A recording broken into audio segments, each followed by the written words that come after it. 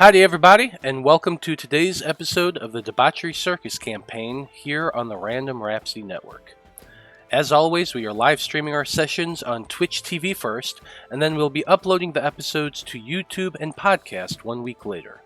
If you enjoy what you see here, feel free to follow us here on Twitch, subscribe to us on YouTube, and you can check us out on Facebook as Random Rhapsody TV or on Twitter as Random_Rhapsody. Now then, when we last left off, the Debauchery Circus had been wrongfully imprisoned by the soldiers of Northgard Palace by order of Mildred Valcon, the King's Chancellor. After seeing young Edmund Coltras taken away to be questioned by the Chancellor, the circus successfully escaped from their cells and even managed to persuade the guards that Chancellor Valcon was in league with the Lord Veritude and the necromancers in his employ. In the end, the guards agreed to take Finn and Ormr upstairs to speak with the guard captain, while Fantine and Tergot remained below in the dungeon.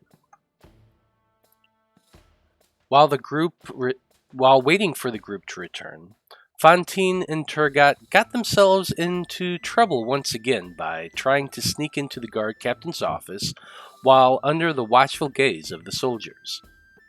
Tergot managed to get himself locked in his cell once again, but Fantine used that opportunity to break into the guard captain's room and find her gear.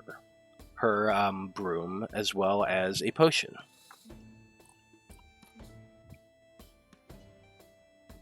Upstairs, Finn and Ormr were escorted up to the Chancellor's office by the guards, where they found the captain paralyzed by a shadowy figure, while Valcon herself interrogated the young Lord Edmund, with the assistance of a beholder kin called a spectator.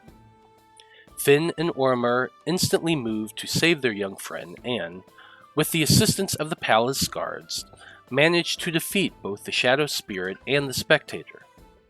Mildred Valcon, however, managed to disappear in all the commotion.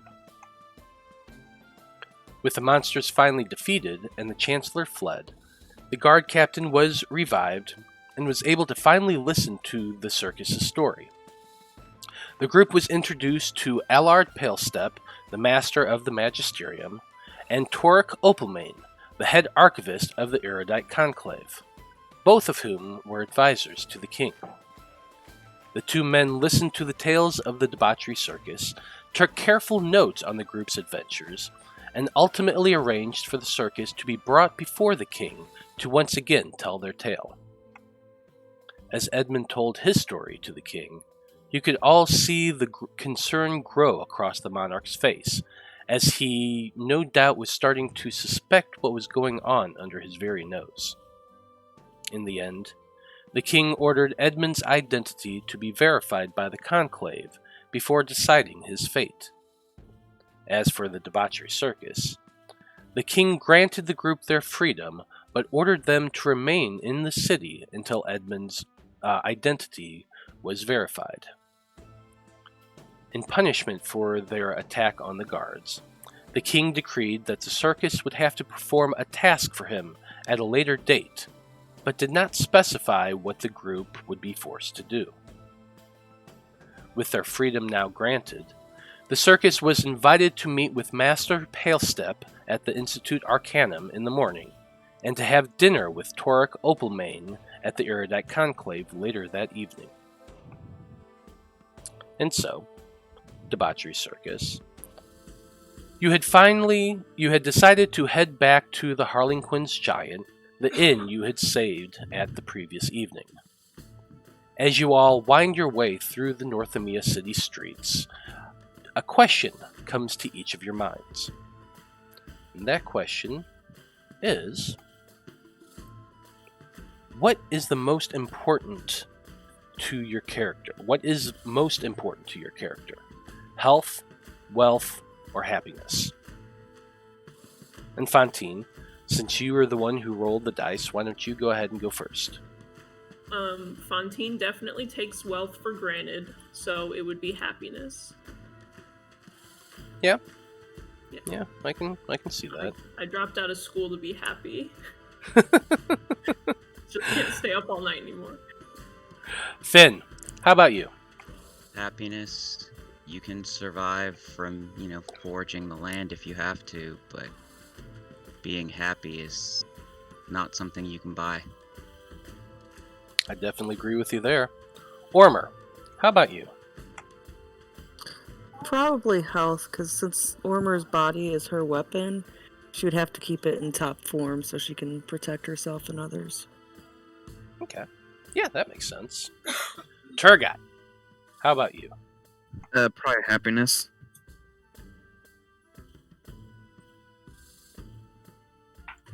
What are your thoughts on happiness? What is happiness for Tergot? I don't have much else. Okay, then. Well. So, Debauchery Circus. You finally turn the corner down the familiar street leading towards the inn. The familiar stretch of cobblestone clack against your boots as you walk along the Merchant's Row. Fallen leaves line the sides of the low stone wall that runs along one side of the street to block off a small park that runs along the southern side of the road. Eventually you stop before the 2-story whitewashed wooden building that is the Harlequin's Giant. The inn sign is mostly of a Harlequin, a jester with a three-sided hat and bells on the tips, who holds a large chain that goes upward past the point of view of the sign. At the very edge of the sign, you can see what looks to be a toe nearly the size of the Harlequin itself, giving the impression of a much larger giant somewhere out of sight. As you enter the building out from the dark of night, you are greeted by the friendly hello of the gruff old half-orc who is standing behind the bar washing glasses. You can see that the lower level of the inn is quite busy as you enter. Several of the tables are filled with patrons, and the barmaid is moving hurriedly about, filling drinks and bringing orders of food to the tables. You do see that the table nearest the fireplace is currently unoccupied, as is the bar itself, save for one lone patron who is sitting near its end.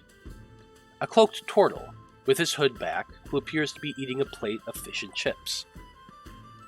Of the remaining patrons, the table closest to the door has 2 humans, a halfling, and a dwarf. The next has 3 humans, and the last has a human, a tabaxi, and a tall Goliath in plate armor. Near the fireplace itself, a woman plays a penny whistle while a kenku sits on the floor playing a barrel drum between its legs. So, Debauchery Circus. As you all take in the scene of the familiar inn, what would you all like to do? Turtles eat fish? Yes. I did not know this. Water Depends on the turtles type of do. turtle. Huh, I didn't know that. That's cool. Turtles are omnivores. They'll eat damn near anything. Raccoons will eat damn near anything. Yes, they will. So you say she's playing a penny whistle, do you? She is indeed the woman in the back of the inn. This is a human woman, as I mentioned before, dark of hair and eyes, with a form-fitting blue coat ruffled with fur, and she is playing what looks to be a silver penny whistle. Quick, outdo her by pulling out your dollar whistle.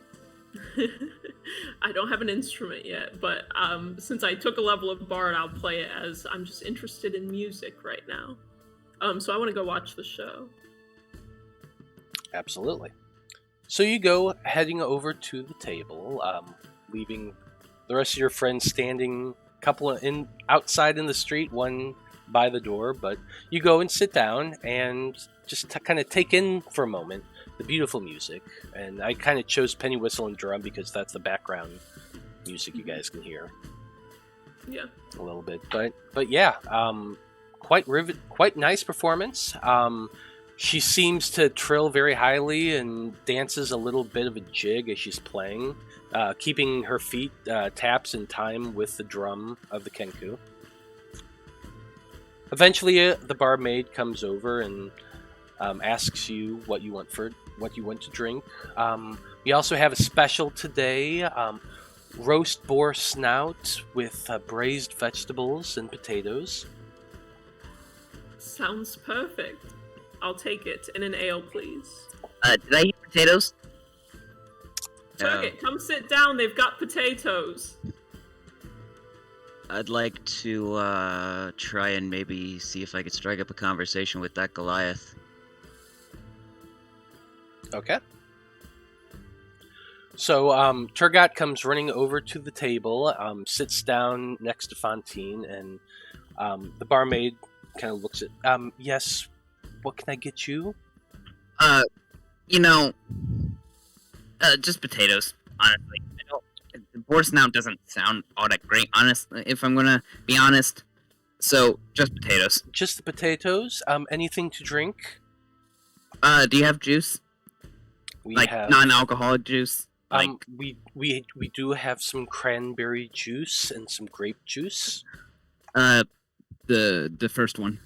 I'll take some liquid potatoes to drink. Some liquid potatoes to drink. Potato smoothie, please. Okay. A potato smoothie for Finn. Fantine, Yeah. your meal costs 7 silver pieces. Tergot, for a plate of potatoes and a glass of cranberry juice, we'll say 4 silver. Finn, for your... I'm just going to go ahead and move you up. I was joking that's what he wanted to drink. Finn just drink the I got you. potatoes. Clearly he needs the all-potato meal. Ormr, do you join your friends as well? Yeah, I'll go back there. As I move past this turtle over here, I'm gonna kind of look over and, give an all-knowing turtle nod, and then wander back. Yeah, the turtle, his mouth half full of a fish, kind of looks over at you as you walk by and kind of gives you an up and down glance. You would recognize him to be a male of your species. He is not wearing any armor, but he does have a large cloak wrap around his body. You do notice that he has, as he kind of moves over, you can see that he has a couple of hand axes at his belt. And he gives you that, what's up, yeah. The Jeep wave. Yeah, exactly. Turtles can't wear no armor, Lieutenant Dan. Yeah, so that's why he doesn't wear any. I'll order the fish and chips. Okay. I will too. Okay. What would you like to drink? I don't know. Glass of wine, I guess. Just something fruity. Okay. That 7 silver for you. Ormr, what do you want to drink? Ormr will take a glass of ale. A glass of ale. Okay, 6 silver for you. So you can mark those off your character sheets. And the barmaid kind of nods to you all and hurries off, heading over to the bar to fill your order. The Goliath to the table next to you. That's this guy right here, Finn. Mm-hmm. Oh, you wanna switch spots, Finn? Sure, I can. That way Easily, you're closer to the music. absolutely, easily 7 foot tall. This guy, he is pretty Nice. damn big. And Well, I guess I'll try and listen in on what they're talking about first before I just randomly start talking to them. okay, go ahead and make a perception check. Sure.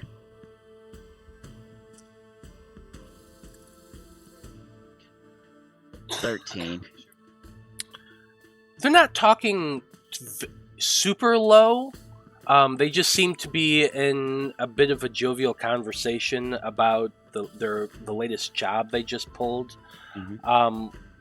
The man sitting to his left is kind of seems to be talking more about a mine that they had discovered and cleared out of bandits.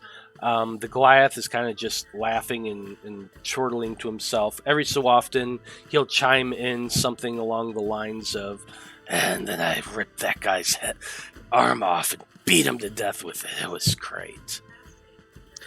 The Tabaxi next to him just giggles, almost hyena-ish in a way.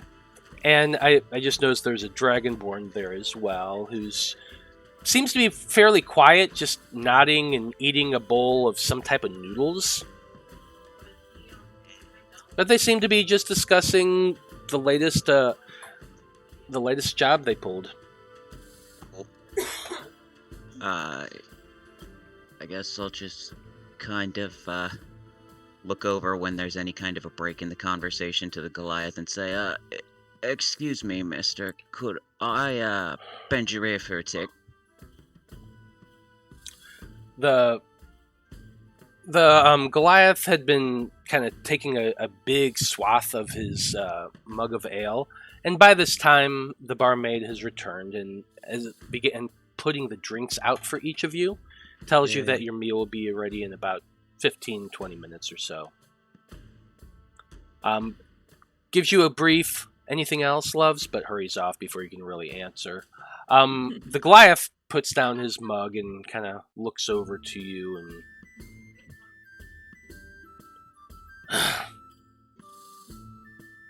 what can I do for you, Horned One? I don't mean to interrupt your revelries. I just noticed that out of your fellows, you appear to be wearing the nice suit of plate armor, and I've come upon a bit of a quandary lately. We used to have a friend who was pretty tough around, but he's kind of gone, and I was wondering if you had any tips on making yourself the kind of bloke who can, stand in front of your friends, so that the badniks don't really focus on them as much. You know what I'm asking? How do you tank, sir? Basically. Basically. I mean, Finn doesn't really know what he's doing, and our Loxodon friend just kind of ran off, and so he sees this guy in plate mail, and he's like, this guy probably knows what he's doing when it comes to knows what it's all tanking, about. so... Well, he definitely looks like he does. He is in full plate armor. It's not super ornate. It's a little bit squarish and boxy around his large frame. And the metal has a bit of a greenish color to it. It's star metal. The Goliath kind of smiles down at you and takes his gigantic fist and just smacks it against his chest, making a loud clanging sound as the gauntlet hits the breastplate. And he kind of just smiles at you and he says, first step is to make it as hard as possible to hit someone. Get yourself better armor and you can take those blows. The next step is to get strong. It's strong enough that you can move in it. Get in front of those things that are coming after your party and stop them from getting to the squishy ones. Like the Tabaxi over here. And he kind of thumbs his meaty gauntlet over towards the guy sitting next to him. That Tabaxi is a hairless variety. He actually seems to have very, very, very short, stubbly fur over a pink flesh. And it's a little disconcerting because, I'm sure everybody has seen a naked cat before. They kind of look like a Sphinx cat. Yeah, they look like a walking ball sack with eyes. I think he's cute. You know, not all tabaxis are soft, you know? You shouldn't just say, tabaxi. It's kind of offensive, alright? Thank you. I was speaking for my buddy here, but you look kind of squishy too. Well, I am. I'm very squishy compared to these guys. There are some who aren't, but everyone I've met has been quite squishy. There you are then! He kind of chuckles and he raises a mug of ale. To the squishy tabaxi and the men who protect them. and he just downs his ale. Well, some of these guys would be dead if, I healed them. So, sometimes I'm not very good at healing. Who are the squishy ones? I just look over at the giant Goliath's plate mail, then kind of look back over at myself and do the thing where you, like, wrap your hand around your bicep and, like, squeeze it a little bit. What with my 8 strength, it is completely unimpressive. Oh yeah, definitely. Just thinking about how much that plate must weigh and, like, imagining myself just, like, wearing it but totally unable to move, just like, guys? Oh, without a doubt. What he's wearing looks heavy as fuck. Well, we'll be in North America for a few days. Perhaps you should work out or something.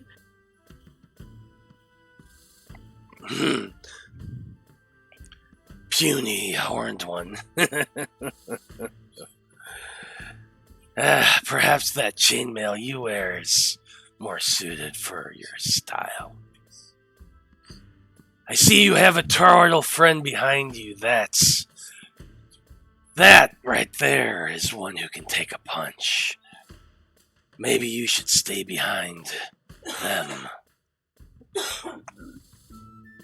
Yeah, she's quite adept at throwing out punches also. And elbows, knees, whatever. I kind of just look and nod in agreement. Yeah, pretty much. Absolutely. The Goliath kind of nods and says, now if you want, excuse me, if you want something a little tougher than what you got, my suggestion, head over to the Hegemony. Those dwarves, they know how to make armor. That's where I got this. He clangs his armor one more time. I'll have to definitely do that then. Thank you for your advice. Head to Morag sometime, kid. You'll find what you're looking for there. Have I ever heard of Morag? Make a history check. Haha, let's see. Can I make one? If you like. 12. I'm listening. No, I did worse. The name's familiar to you, Finn. Mm-hmm. You've heard of it before, but you're not sure. You know that you've heard the name. You've heard the name Morag. It's somewhere in the Dwarven Empire, but you don't really know too much more about it than that. Okay. Not with Better than 12. nothing. Sorry. That's fine. Well, everybody, I think that we are deserving of celebration after the experience we went through. Honestly, I'm feeling invigorated. You should go see a doctor about that. If it lasts more than 4 hours anyways. Well, it's only been the past couple, so there's still time for me to be down again. What did you have in mind? I'm not sure. I'm just kind of drinking and eating here, but I think we got off pretty easy. We have to stay in town for a few days, and I wanted to do that anyway. Wait, we're actually going to stay in a town? Yeah, I mean, we have to. Oh yeah, but we usually just breeze through towns, Keep an eye on Edmund, buy things, do research, Yeah, I've got a lot of stuff I'd like to do. I don't have much. Well, you'll have to figure something out, I suppose. I'm sure you'll find something. It's a big city. I think I'm going to accidentally get in trouble. Ask out that Tabaxi over there, maybe. Isn't that a he? I don't know. Does it matter? Not particularly. I mean, it's kind of whatever you, I personally want, though, Yeah. I didn't know what your preferences were. Didn't mean to assume anything. Just, it's fine. It's fine. You know nothing about me, but, it's just,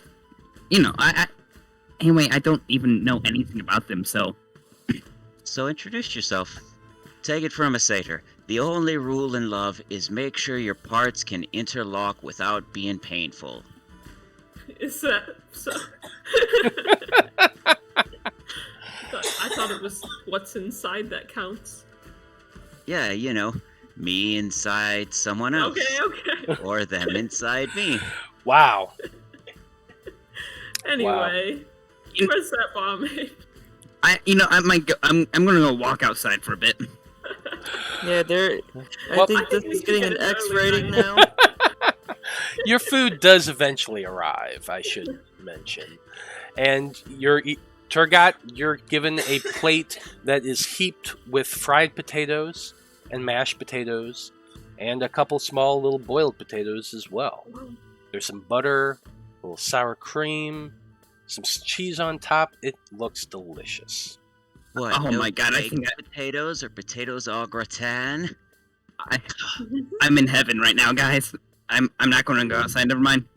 This is the celebration I was hoping for. Finn and Ormr, you both get your fish and chips, lovely golden fried pieces of fish, and huge thick cut potatoes, deep fried to perfection. They're lovely. Oh, yeah. Fantine, the boar snout, has been beautifully braised with a little sherry and vinegar. The greens that go along with it turns out to be a bit of a salad with some similar vinegar tossed over that, spinach and kale and some lettuces with some tomatoes and a bit of carrots. It's very refreshing, and a little bit of fruit, some slightly warmed grapes on the side. It really is a rich and wonderful meal. Yes. Interesting. You know, I wouldn't normally be eating boar snout, but the way of the wanderer is to go with the flow, so I eat it. Indeed you do. And over the course of the next hour, you drink and chat, eat a fine meal, and enjoy the music.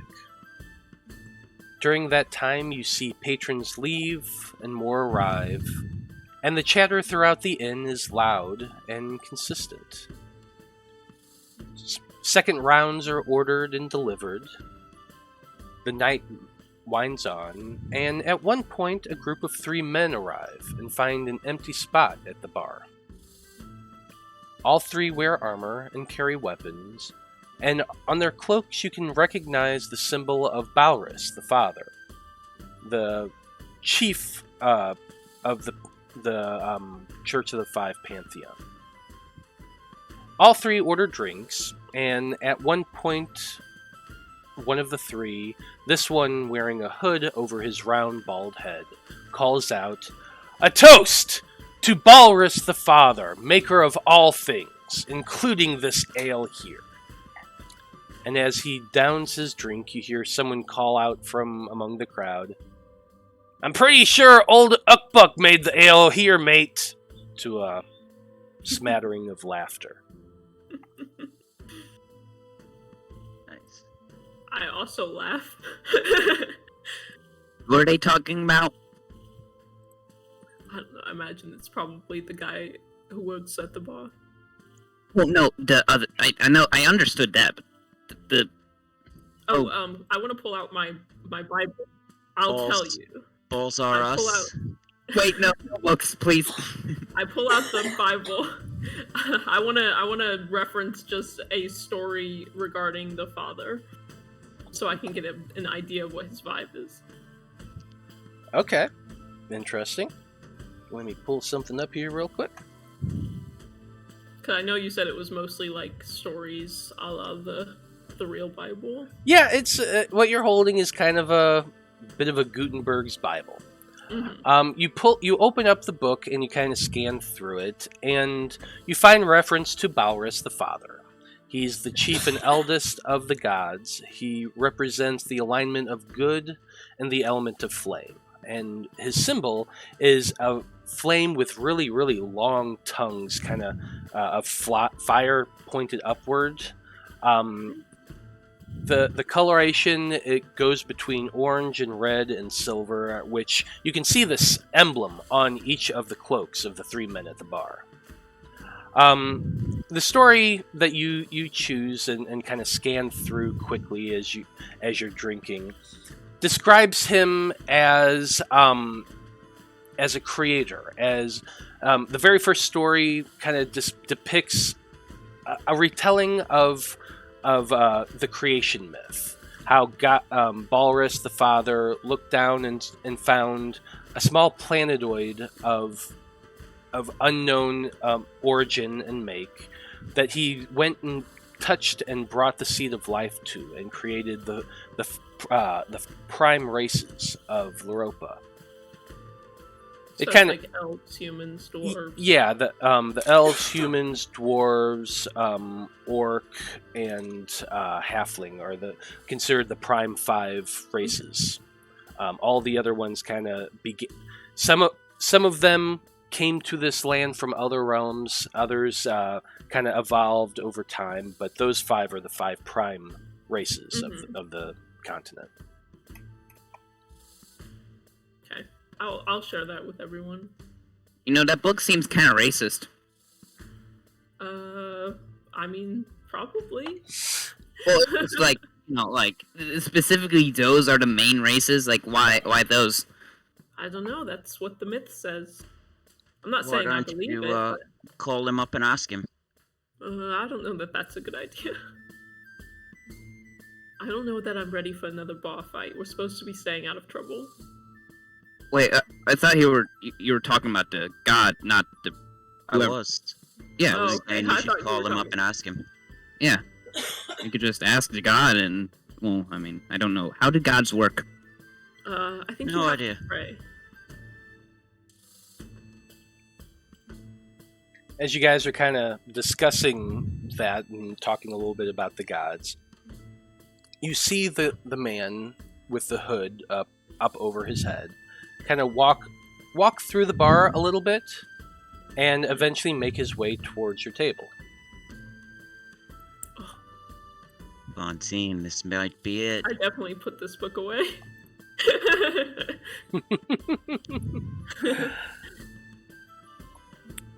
He kind of looks towards each of you in turn as you're stuffing your book back into your underneath your cloak, Fantine, and his gaze eventually settles on you, Finn. The man says, "And what say you, Tiefling? Do you toast Lord Balrus as well?" Oh, I'm not a tiefling, I'm a satyr, but sure. I like fire as much as the next bloke, and he seems like a good fellow. Sure, to Balrus. Indeed. A satyr, you say? Well, and he kind of steps towards you a little bit and looks you up and down a little more. And he says, "I must say, now that I look upon you closer, I do see the differences. And yet, there is something of the abyss about you, isn't there? An almost sulfuric smell at the tip of the nose? And those horns of yours." Well, satyrs normally always have horns, they're just not usually so adorned. But to offer a simple explanation, if you've ever experienced a situation where you were dating a girl and her father came out brandishing his greatsword, well, it's sort of like that, except a bit more magical and nasty. And go ahead and make what would you call this? This doesn't sound like deception, so probably No, just I'm not lying, it's just persuasion, I guess. Yeah, sir, persuasion. Basically just trying to give an in-universe similarity to the whole, if you're gonna date my daughter, I'm gonna give you a talk while holding a shotgun. Yeah. 25. Wow. Wow. Only in this case it was, yeah, I'm just gonna curse you because I don't like you. The man kind of looks at you piercingly for a moment. He says, "I suppose we've all had experiences like that." I'd be rid of the fellow who attached himself to me if I could. That's partially why I'm here, to try and find out how I can. The man kind of nods a little bit and looks back towards the bar, and he calls out, "Another round of drinks for my friends here." Which, the drinks are very quickly delivered by a rather nervous-looking barmaid. You are all given an ale, and he takes one, and his other two companions kind of stand up from the bar and hold one up as well. And the man kind of looks down at you, Finn, and he says, "To your health, Master Seta. May the grace of the Father be ever at your back." And he takes a long, long drink. Alright, I'm gonna need to make 2 checks here. One is if I recognize the sentiment that he just spake. Okay, that would be a religion check. Okay. I do not recognize it. Yeah. Can I roll? Yeah, I'll allow you to roll a religion check as well, since you do have your book. Mostly I just wanted to know if that was actually like some kind of insult or... No, maybe But that I don't sounds know. like something... You don't... Neither of you really know a whole lot Mhm. about the Church of the Five or their practices. You do have your Gutenberg Bible, but... Yeah, It's- but I'll have to study it more. And it's the Bible. You don't have... It's just a book of stories, basically. They don't Yeah. have all the rites, all the practices, all the But it gets the themes. yeah, all the upper that's mythology is distributed elsewhere. This is more just the stories, but yes, it does definitely give you the theme and gives you an overall the whole book is just an odd collection of creation myths that seem very foreign and unfamiliar to you, Fantine. Growing up as an elf, you've heard very different stories about how the world was created. Hmm. Fair. The other thing that I wanted to do is take a smell of the drink before I drink it and make sure that it smells like the last thing that I had. Make a perception check. Because if the barmaid is nervous, something might be going on. 17! Haha! It smells like the exact same wine you have been drinking the whole night. She just Okay. brought you a refill of what you've been sipping on. Okay, I'll have a drink when he toasts to me then. Okay. And, say a little prayer of, please don't let this be a ruse. And eventually, yes, Tergot. You're actually drinking that. Don't drink anything people give you, dude. I'm drinking it. So None of you have been in a thieves guild. I mean, technically, the Fae are like Thieves Guild plus when it comes to shenanigans, but Elegans, but like, I don't want to offend the guy and start a fight in here, so... what, really? Hey, we'll offend you if I don't drink. the man kind of looks at you and says, "Your beliefs are none of my concern. If you don't worship the Father, that's your business." Well, I mean, I Toaster- don't really worship anyone. I mean, my people do have a god, technically. I don't think it's any of your 5, but I don't... it's kind of not been my forte, you know? I thought you said you worshipped Joe. Joe? Joe Mama? I mean... No, I would... No. I mean, worship isn't really the right word there, though. Like, it's your mother. You should always, but not worship. You know what I'm saying? The hooded man kind of looks confused at you and says, "I really don't. But if you do not choose to partake in the Father's bounty, that, sir, is your loss." And he Not kinda- really a loss, because I'm not losing or gaining anything from anything about this. Can I look around the room to see what other people's reaction to this is? Go ahead and make a perception check. can't roll for anything today. Yeah, I mean, there are people around. Most of them are ignoring you.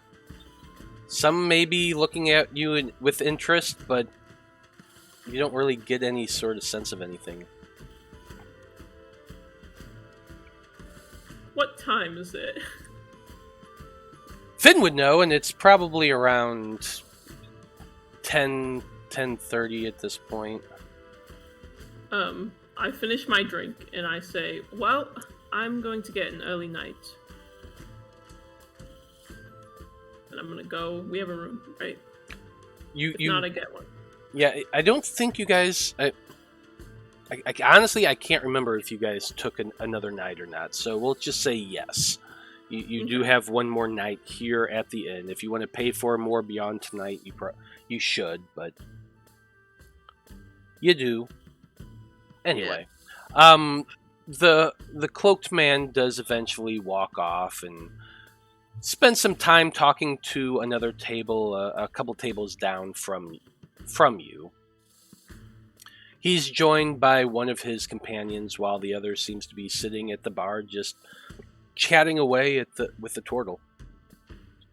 But if you want to go to bed, you can certainly head up to bed, Fantine. Yeah, I'll probably do the same. Since we're sharing a room, I don't want to wake her up. Yeah, I just want to get to the research. Sure, absolutely.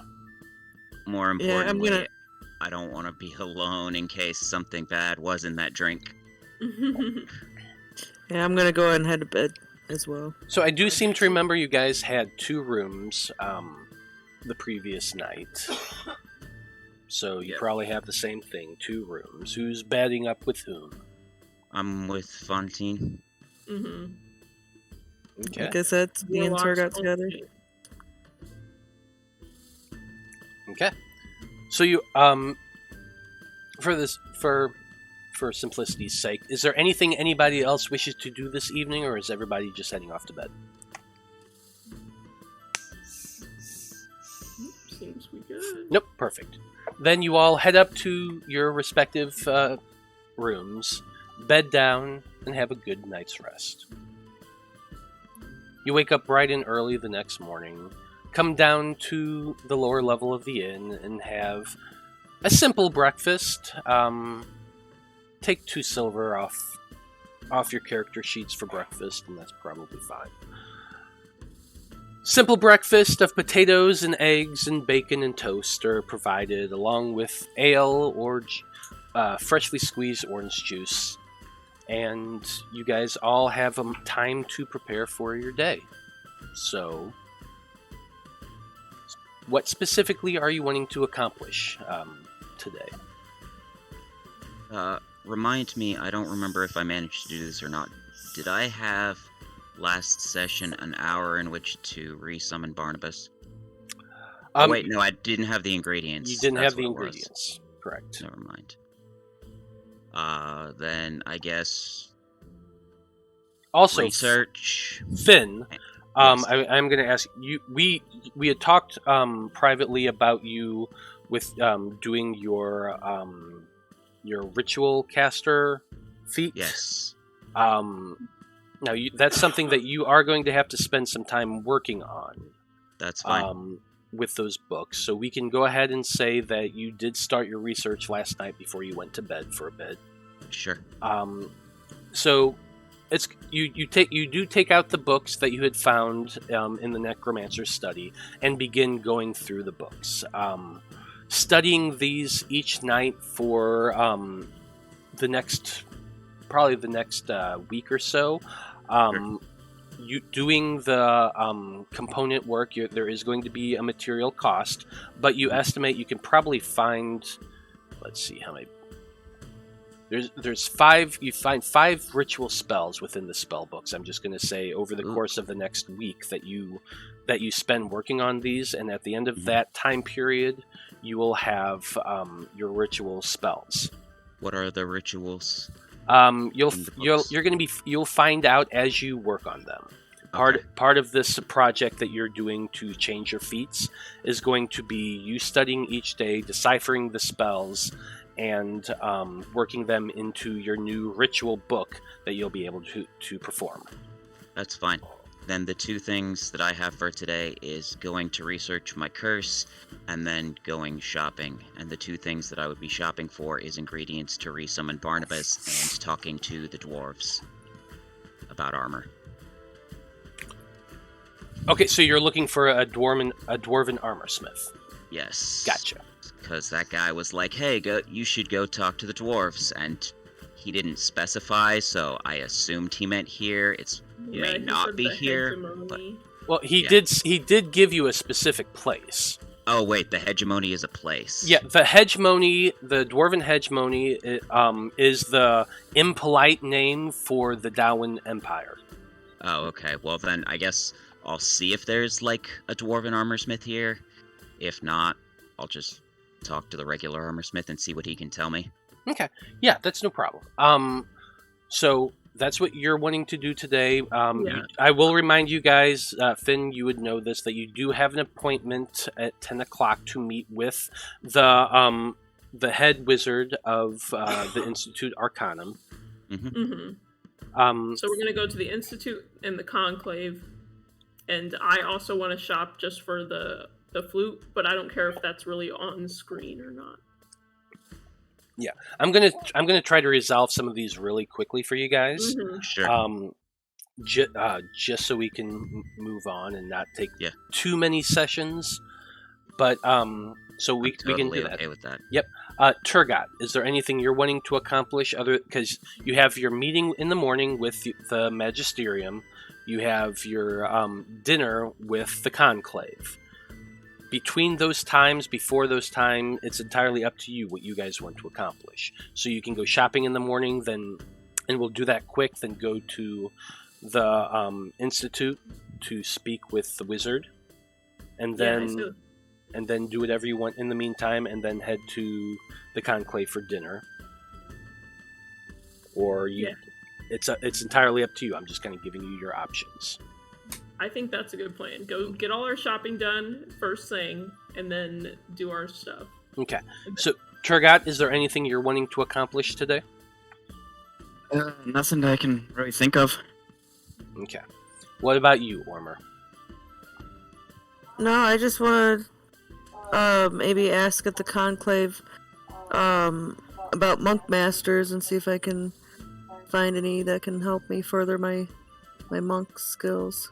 Is there anything you guys are wanting to pick up during shopping? Yeah. Well, I know what you want, Finn, and I okay. know what Fantine wants. I'm asking Ormr and Tergot if either of them are needing anything for shopping. So I'm going to try to just get through that quick. Not necessarily, honestly. Buy some sweet nunchucks. Tergot, nothing you need? I don't think so. Get addicted to catnip. Already am. Okay. So, Fantine, you can very easily ask the bartender for information about people who make and sell instruments, and it doesn't take you more than a short walk to find someone who you can buy a penny whistle from if that's what you're looking for. Yeah. Buy a penny whistle just like the one that she had in the bar. Okay. So for a very beautiful silver metal penny whistle, it would probably cost you around 35 gold. Okay. So you can mark that off. You do get to sample a few types before you find a silver one that you like, but you absolutely do. You can decorate it however you like, and it's yours. Finn, go ahead and give me a investigation check real quick. Sure. How about somebody assists me or something? Hey, Terga, you wanna help me find some stuff? Oh, I'm not very good at finding things, but sure. 'Cause I got a 5. I've got an 11.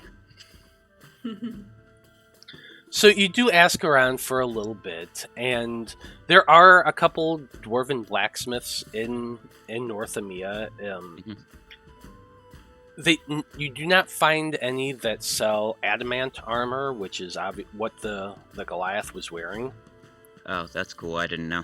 They yeah, that's specific. When you start asking about that greenish metal armor, you find a dwarf who makes things with like horseshoes and very simple weapons and plows and stuff like that. And he tells you that what he had was adamantine armor. It's something that the dwarves of the Dowan Empire are extremely well known for making. You can find merchants in quite a few places. Port Valena is one that does a lot of dealing in adamantine weapons. Inside the Empire itself, you could find the greatest master craftsman you're ever gonna find. For something around here. He himself doesn't know of anyone who's selling adamantine armor, but if you're looking for just like a quality enchanted breastplate like we had been discussing, your best bet would be to commission it from an enchanter who can get the things that you're wanting. It would take time, but you could probably work out a deal with one. The main thing that I'll just mention to him that I'm went to see a smith about is just I'll explain to him that, like, the only armor that's heavy armor that you can wear that doesn't have a strength requirement isn't going to protect me any better than what I'm wearing now. And I definitely don't have the musculature to wear plate, so I'm wondering if he has any suggestions for me. And he tells you that your best bet would be a breastplate if you're looking for something a little more protective. It's just a nice metal kind of clamshell that goes on your front and back and straps at the sides, which could offer a bit more protection than what you're currently wearing. If you find somebody who enchants, depending on how much money you're willing to spend, it can afford you about the same as what you're currently using or quite a bit more. Depends on how much you're willing to spend. Okay. Is there an enchanter in town that he knows of? You know of an enchanter already. Oh, right. That's true. There was one right next to the inn. Yep. I feel foolish now. I'll thank him for his time and be on my way. Okay. Are you guys going to do anything? Are you wanting to head to the enchanter before you head to the institute, or are you just going to head straight over there? Sure, the enchanter could probably also have ingredients for resummoning my familiar. Yeah. That's a reasonable assumption. Let me pull something up here real quick, because I'm blanking on the guy's name.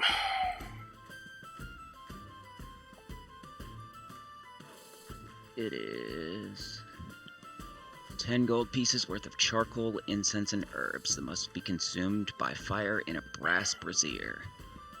Okay. So, the enchanting shop that you know of is Antioch's Arcana. It's run by an old half-orc male named Vanna Antioch. And as you guys walk into that same shop, he greets you by name. He recognizes you instantly, and he welcomes you into his shop. Good day, Master Antioch. Good day, young lad. What can I get for you today? I was looking for a quote on some enchanted armor. I certainly do enchantments. What can I get for you? Like a breastplate or a half plate, maybe. No, I could do either of those. What properties are you wanting to imbue into this breastplate or half plate? Out of game question. Is there actually just like a list somewhere? Yeah, it's in the player's handbook. Okay. Let me look at that then.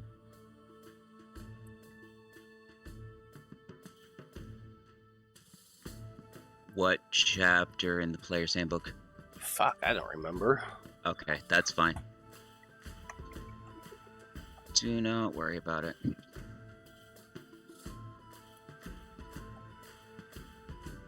If you go under the circle I, the compendium, and type the word armor, the very first thing under the rules, the handout armor lists all of the armor for you.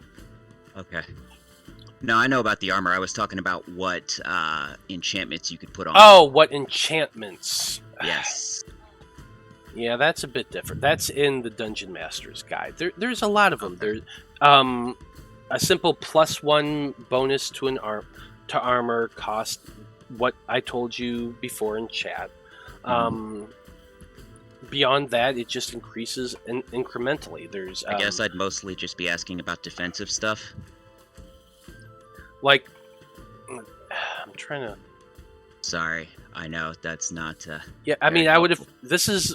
You should have been researching this stuff ahead of time. It would be 10 times easier. Ask him about it later. We can move on. That's fine. Because, I mean, there's tons of armors that do a lot of different things. That's fine. But the basic ones, which, like, you have right now, you have a chain shirt, resist fire. Mm-hmm. All of the elementals, there's a resistance for all of them. So you can choose one, and it'll cost X. Gotcha. So just kind of take your time over this next week. Sure. Look up what properties you're wanting. You tell me what you're looking for, and I can tell you based on that what pricing is. Absolutely. Okay.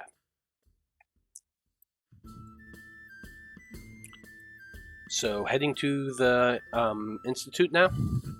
Mm. Oh, was he able to sell me the items for my familiar? Oh yes, absolutely he can. You can buy as much or as little as you want. I'm not sure if you have the brazier or not, but if you don't, it would cost you 5 gold to get one. Okay, let me do that. And he'll sell it to you at cost, so... Okay, 5 gold, and then I'll do, say, like, 3 sets of ingredients, so 30 gold for that. Yeah, so 35 gold total if you want the brazier. Sure. So I'll buy the brazier, and then...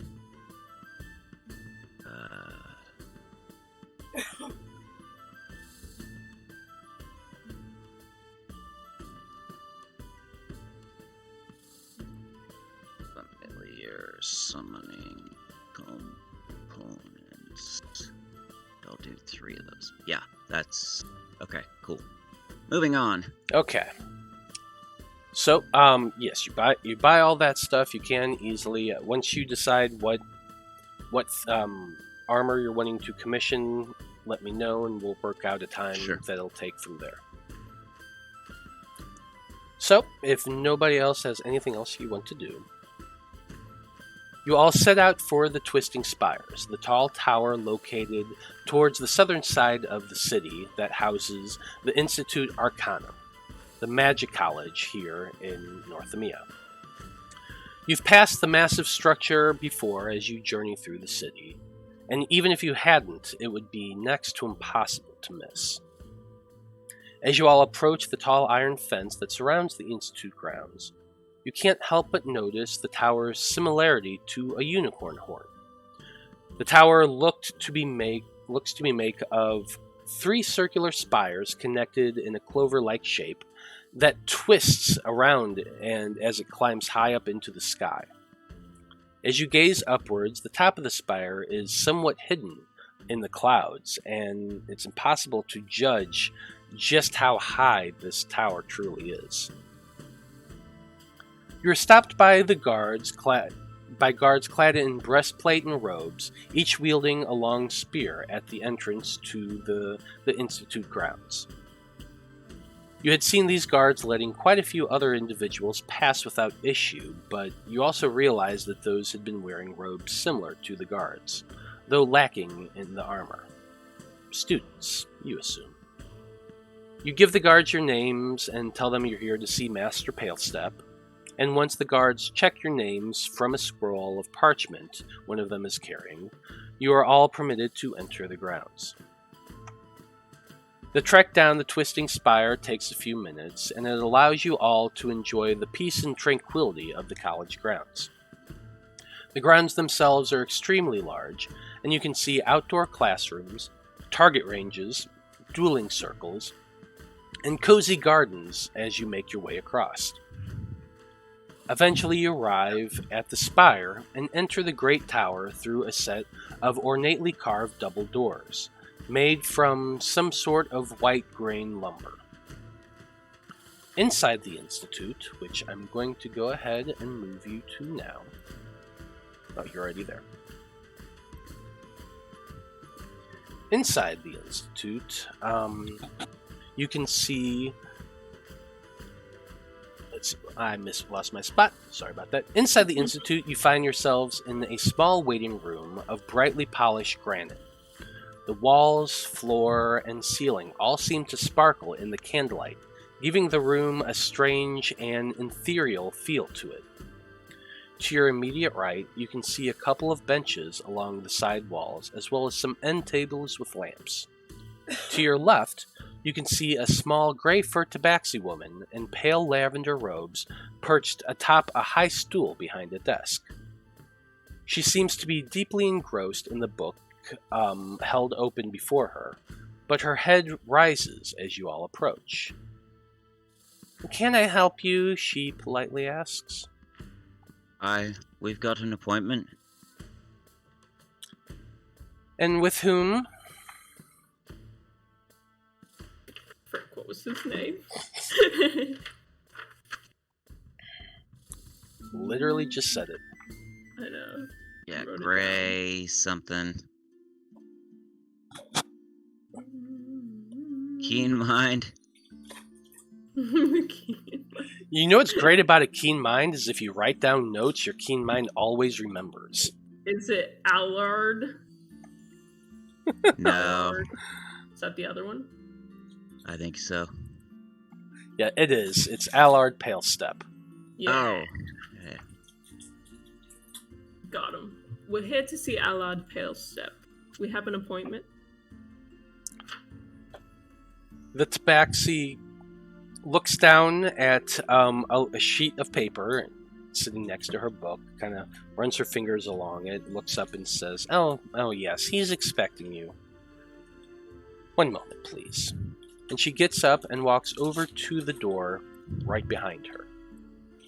She pulls out a large set of keys on a huge keyring and begins thumbing through them for a few moments. She looks back and says, "Please take a seat," as she's going through her keys. It's odd and it takes about 5 minutes, but eventually she selects the key, puts it in the lock, opens it, or unlocks it, and looks back at all of you, and she says, "Master Palestep will see you now." And she opens the door. All of you, let's see, the doors opened and you are all escorted into a small office, which I'm going to move you right now.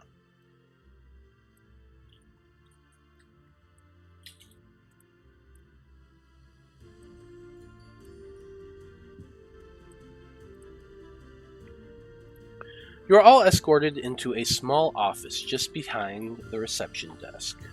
And there you find the familiar short, bald, halfling man with a huge handlebar mustache seated behind a desk that seems a little too big for him. He's perched high atop a very high stool, similar to the one that the Tabaxi woman had sat upon. And he stands up as you all enter the room. "Ah, yes, thank you for being on time.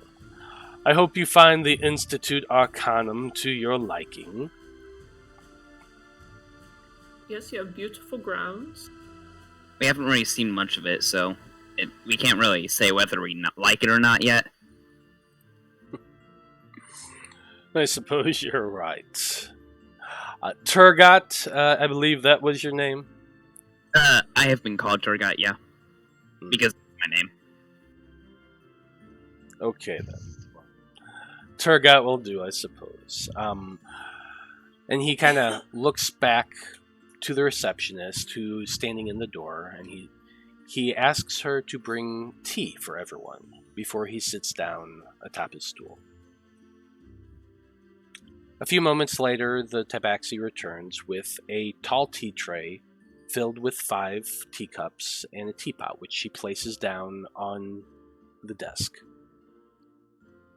She busies herself for a moment pouring tea for each of you and hands each of you a porcelain cup and saucer before turning and walking through the door, closing it behind her. As each of you look down into the cup, you realize that the tea before you is exactly how you like your tea. Cursed. Those of you who like cream, there's cream. For those who like lemon, there's lemon. Sugar, honey, whatever it is you personally like in your tea, you sniff it for a moment, take a tentative sip, and realize it is perfect, just the way you like it. Where did you get these leaves? Oh, wait, magic, right. The halfling kind of chuckles and nods his head. And as he sits down once again, sipping his tea, he says, "Yes, well, thank you all for coming. Thank you for having us. As you've no doubt guessed, I have a few follow-up questions for you regarding your statements the previous evening. Please have a seat. Take a load off, and 2 more chairs instantly pop up on the ground between you, and you all kind of make yourselves as comfortable as possible. It's weird how small this and cramped this office is. Yeah. But sure enough, he kind of waits for you all to get comfortable, and he looks to each of you and he says, well, first of all, what can you tell me about the ritual you interrupted in the Mistspire Mountains? Does anything stick out to you about it? You mean the giant dragon? I'm referring back to your first adventure. Oh. With the giant crystal. Listen, Zappy sir, skeletons. Before we say anything, I would be happy for us to help you, but I would also like some help in return. And in fact, it seems it'll help the both of us. I do have something that I took from that ritual. Indeed. The halfling kind of leans forward and stands a little bit. What exactly do you have? First, can I ask, are there any laws in North Emia against necromancy, I suppose, that would get me in trouble for having an item? Necromancy is frowned upon in some circles, but not all circles. The country itself does have laws pertaining to the use of bodies against their will, if you take my meaning.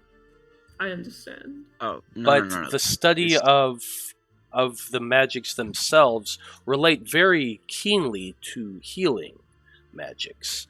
And so no wisdom is truly outlawed. This is just a book that hurts you. It hasn't made any undead yet. It's just an interesting and powerful book. That hurts you when you read it. It does hurt your brain when you read it, but that hasn't stopped me, and I pull out the book. Actually, I do, because it's in my character sheet. Oh, okay. Oh, really? Yeah, it's you gave it to me to keep safe somewhere. In the bag of holding or whatever. Yeah, it was in the bag of holding because I didn't want them in the castle to see it. Ah, well. Well, wherever it is, you guys do pull it out and place it down on the desk. And it is a green leather-bound book with a large medallion of a tree in the center of it. The halfling kind of looks at it, pulls it towards him, but does not pick it up. Does not open it. He actually, when he pulls it towards him, he takes a ruler out from his desk and uses that to push it towards him. You say that this book hurts you when you read it. How so? It assaults your brain in a way. Psychic manipulation, Yes. would you say?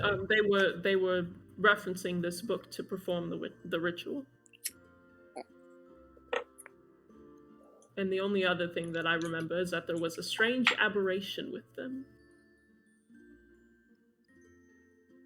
A strange aberration, you say? What Little eyeball creature with the Yes. Floating miniature eyeball tentacles. Similar to the one found in Chancellor Valkon's room. Yes, Exactly. but I believe it was bigger. Interesting. He kind of, with your permission, and he kind of glances and gestures down to the book. Oh, please go ahead. As long as that doesn't mean can I have it forever? Because no, you can't. He kind of raises an eyebrow, looks up at you, looks back down at the book, and he's still not touching it, but he begins to weave his hands back and forth in intricate gestures and mutters a little bit, and you can tell he's casting a spell down onto the book. His eyes kind of glow for a moment as he looks it over. He then spends another minute casting another spell, and then a third spell. Finally, he looks back at all of you. You said you've read from this book yourself. She has. A couple times. Yeah, just like 2 pages. I thought it was 3. Perhaps. I don't quite remember. You know. Probably all the... Yeah, I was going to say that, actually. Yeah, probably all the trauma from reading the book. Mm-hmm.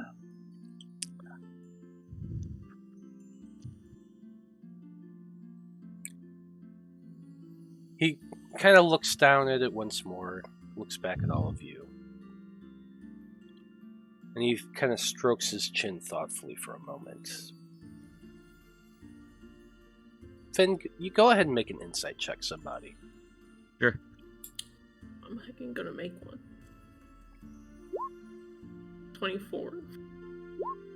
23. Right up there with you. You can both tell he seems to be mulling over this a bit. You can see the unsureness in his face, the contemplative. It's an almost wondering of how much he should talk about. Listen, sir, it's as I just said, we're willing to help you, but that does kind of require that you help us in return. Aye, if you want full disclosure, you'll have to do the same.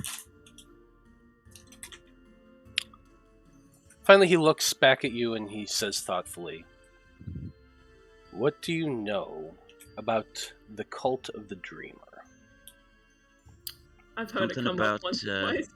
trying to resurrect a big old tree and that it'll somehow make the world a better place, even though that's probably not the case. Cults. The halfling kind of jumps down off of his stool and seems to pace a little bit along the floor behind the desk. You all kind of have to stand up and look just to get a glimpse of him because he's pretty damn short for a halfling. But finally, he says, "Cults spring up all the time. Some want to resurrect so-and-so or such and such, or there's some demon or other spirit or fae that has enticed them, and sure enough, a cult springs up. But this cult of the Dreamer, much larger and much more active than any cult we've ever encountered before. Less than 20 days ago, the cult of the Dreamer attacked a city called Weston in the Dawson Empire.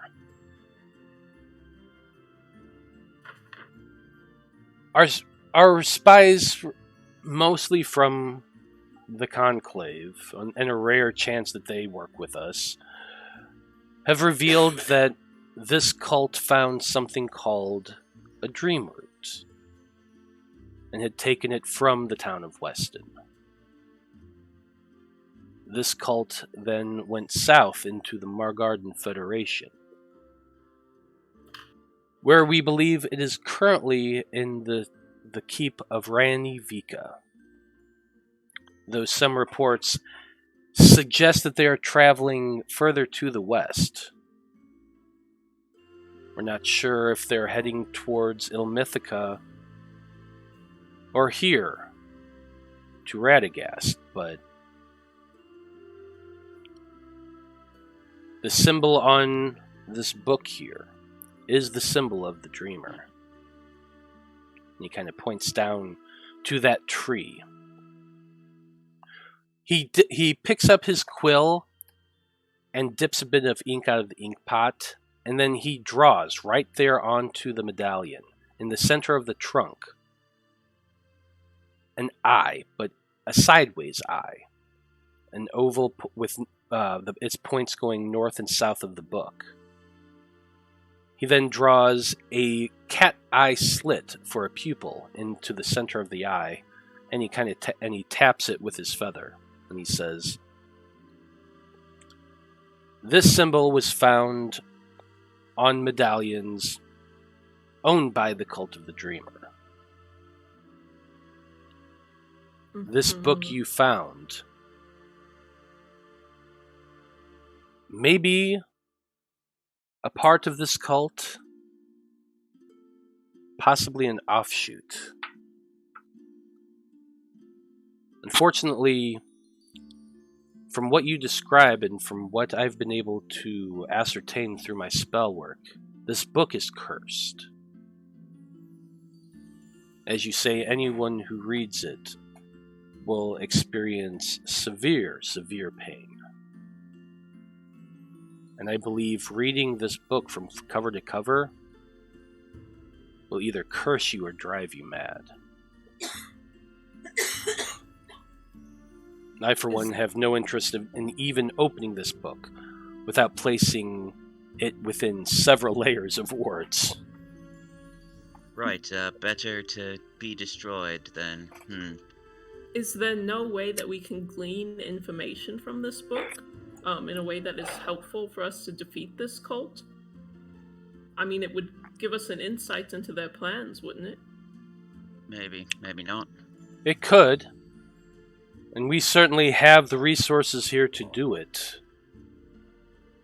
But it would take time and careful planning and study.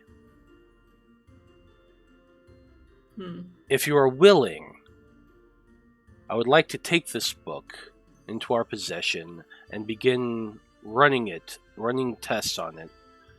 Have our researchers begin to study it in a safe environment. And hopefully we could begin to learn what's inside of it. Can I do an insight check to see how trustworthy he seems? You can certainly try. Got a 13. He seems on the level. Well, maybe not quite on the level. He's quite a bit short. Ba-bum. Perhaps I would be interested in something like this, but I would indeed like something in return. They always do. What are you wanting in return, Miss Ambrosia? Allow me to consult with my friends. I turn and I huddle. Well, in that case, this is the perfect time for us to take our break. It's 4:30. Okay. Cool. So, we're going to go ahead and go on break, everybody. Stay tuned. We'll be back in about 10 minutes.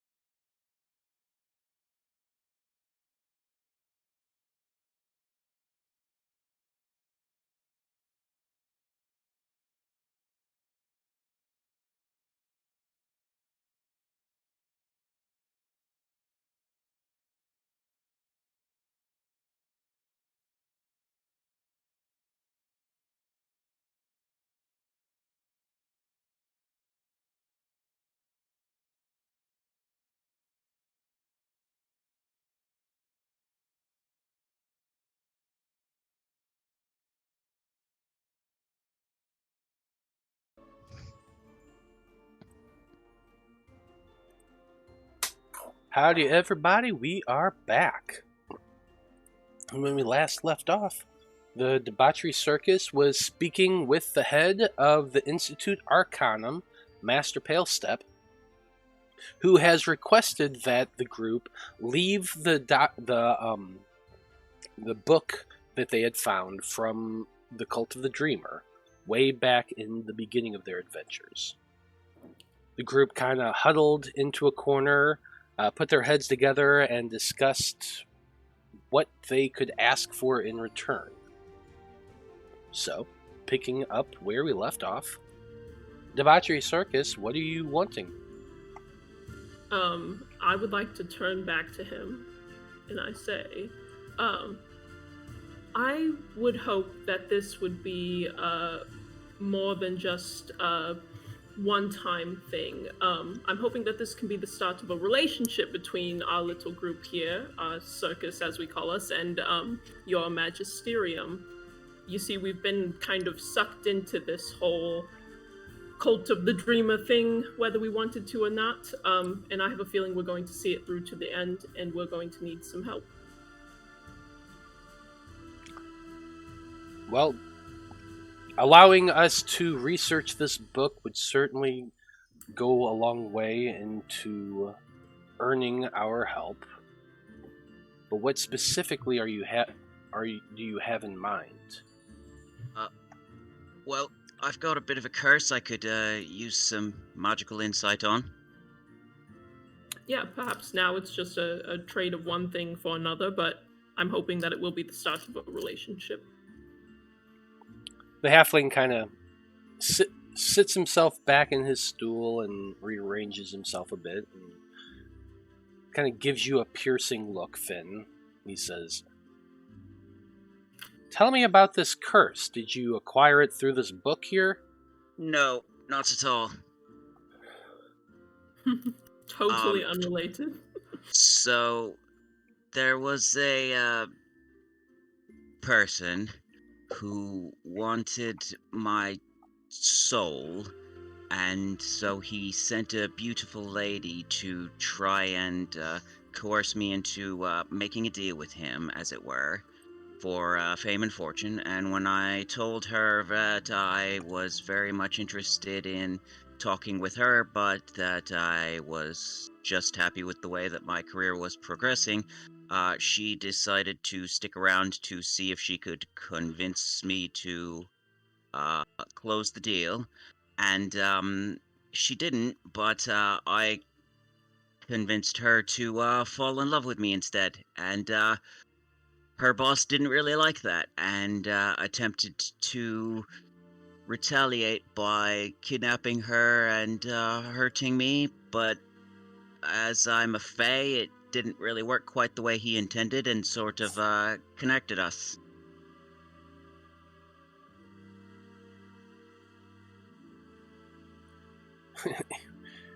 The halfling just sits impassively listening to what you had to say. So you fucked around with a demon and kind of stuck with the consequences, huh? I did not fuck around with a demon. We are going to be married. She just happens to have a boss who doesn't like that she wants to leave his employ and run away with me. He's in a steady relationship with a demon. The halfling kind of shakes his head a little bit. Demons are kind of the worst. Kinda? They don't come to the material plane all that often, but when they do, it's usually for suckers like you. They're wanting a soul. Yeah, well, he didn't get one. At least not mine. He kind of strokes his chin a little bit, and he reaches into the desk, kind of digs around for a little bit, and he pulls out what appears to be a small set of spectacles on a stick.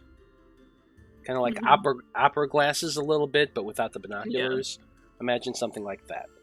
He lifts it up, holds it up to his eyes, and kind of looks at you through them a little bit.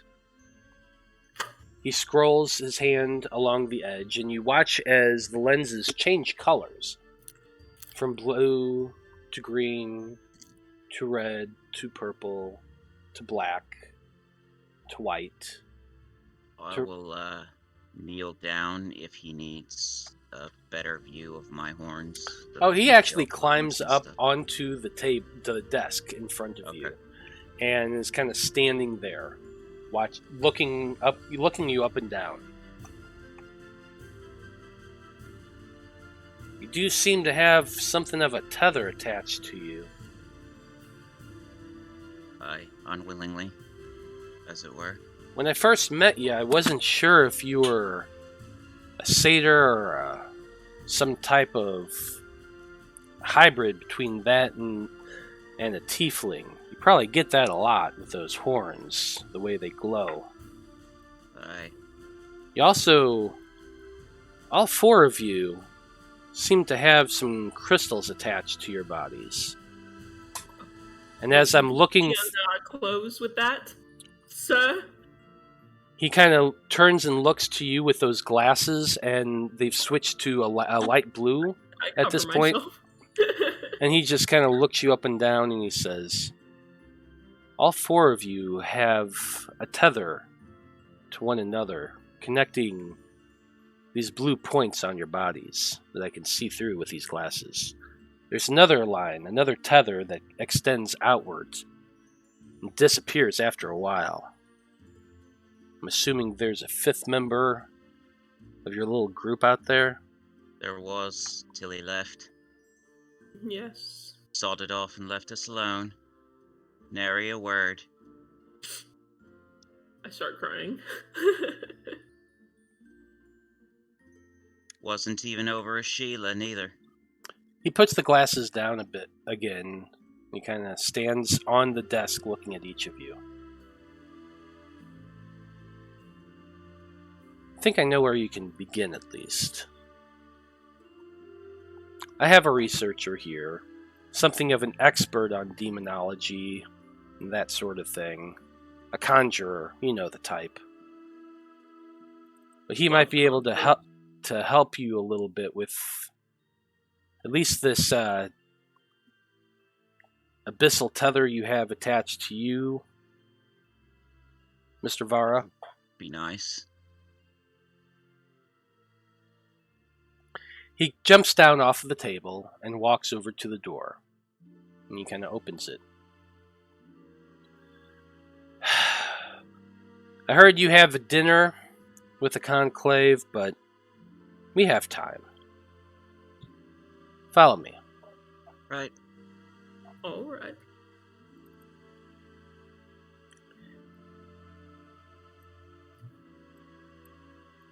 I'm gonna go ahead and remove that book from my inventory.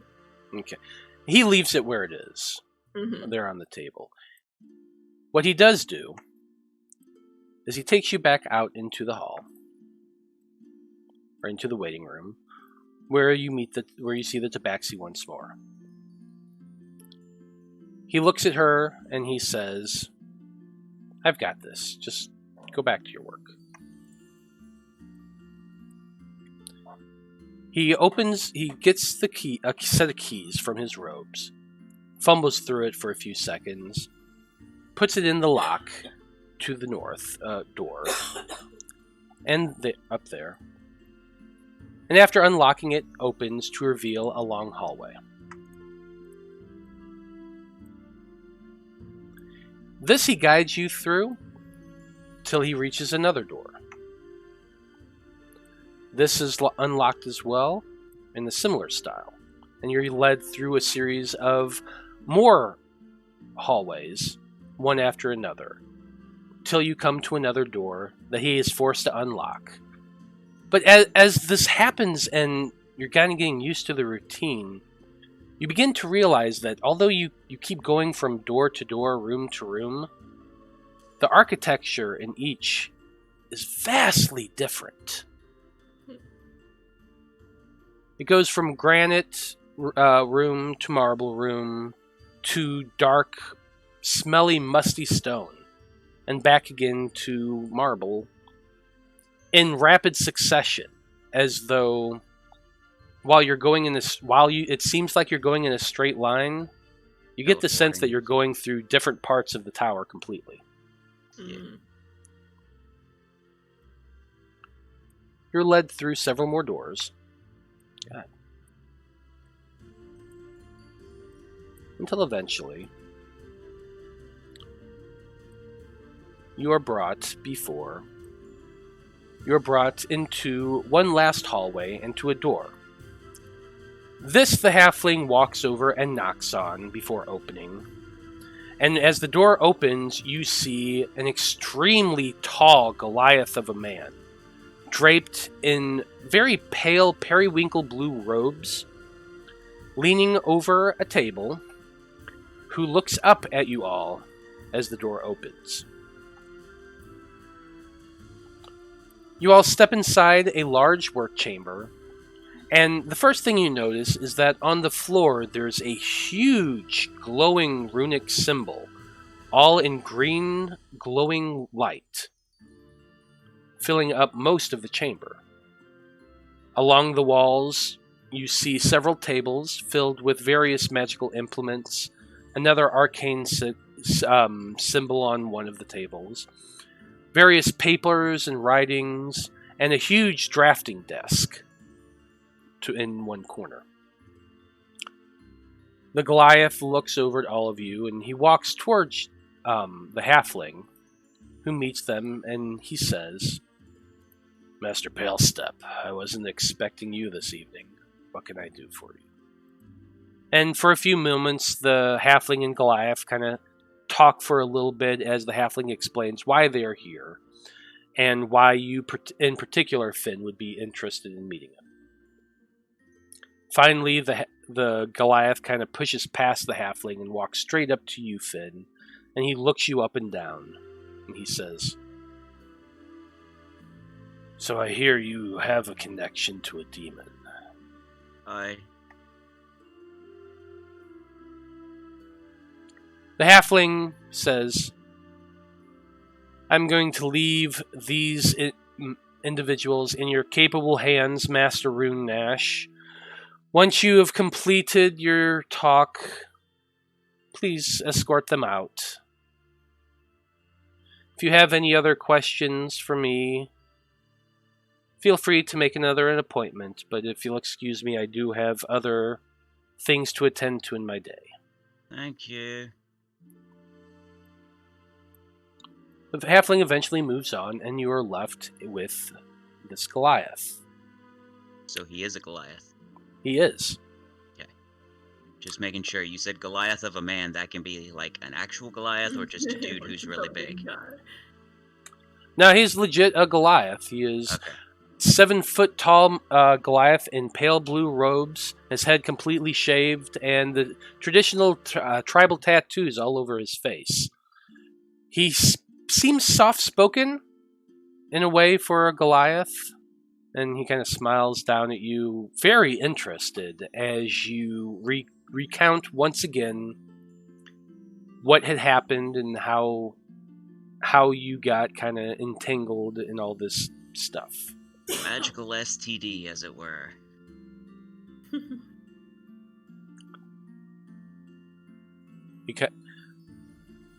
He does the same tests that that Palestep did to you, Finn.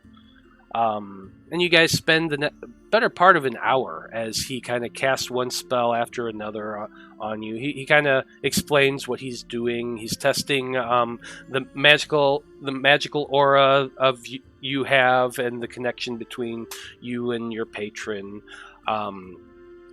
He judges the elasticity of it. He spends some time just asking you questions about the magic you have and what you're able to do, how your horns became the way they did, and so on and so forth. I'll answer him honestly.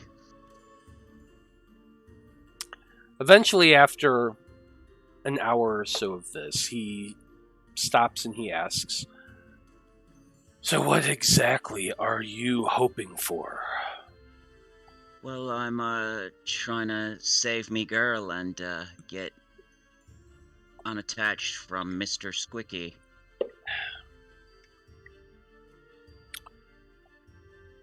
An attachment like this is not something that's easily broken. From what it sounds like, the two of you, or at least your soul, is somewhat entangled with his power. You seem to be drawing the abilities you have from this attachment. The easiest way to break that, and he kind of shrugs his shoulders, would be to kill him. Right. I don't really know where he is specifically, so if I could find him, sure. Yeah, perhaps you could give us the first step, like how we go about finding this demon.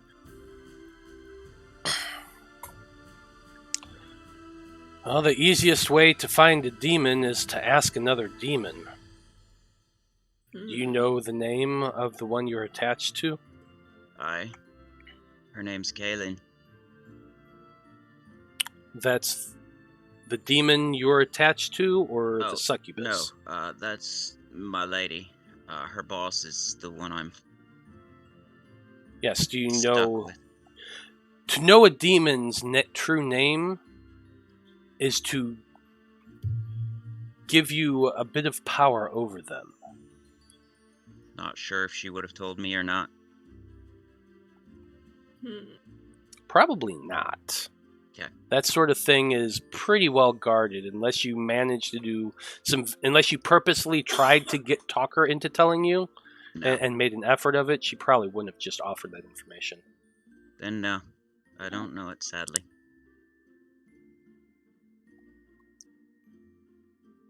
The Goliath kind of... Only other demon that I know of is a friend of mine.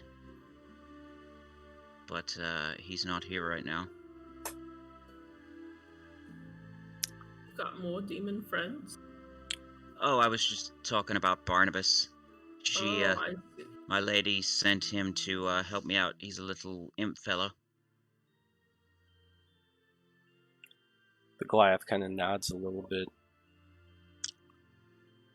Now, the first step of taking control back from a demon is to find the name of that demon. For until you do, you can never know who it truly is. The Abyss is not a place to be taken lightly. It is a realm unto itself. Another plane of existence, if you will. I've studied its nature for nearly 40 years now, and even I haven't scratched the surface of it. The Abyss is not just one place. It's a layer of places, demi-plane upon demi-plane, extending no one even knows how far. Collectively, it's organized into 9 realms, and each one is ruled by a demon of immense power. I've studied demons most of my life. I've conjured a few, but even I would never try to tangle with one of those.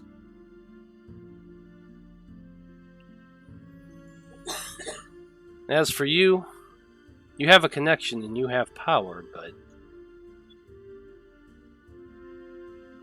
I don't necessarily think you're connected to a demon as great as that. Not a demon lord. Well, that's good at least. Yes.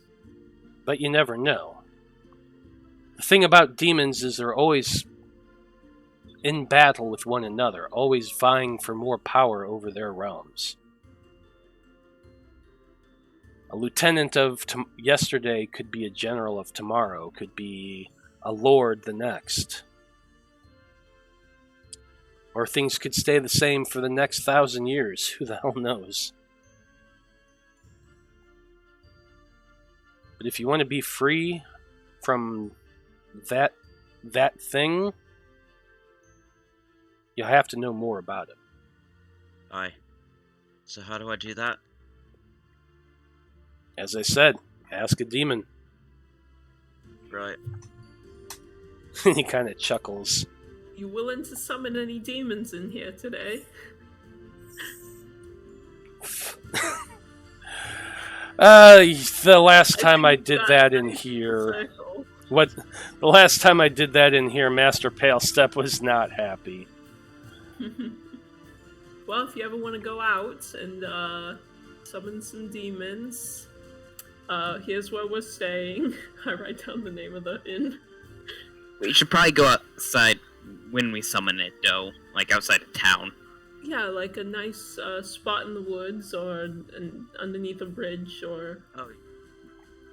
To do that thing that the king told us not to do, leave town?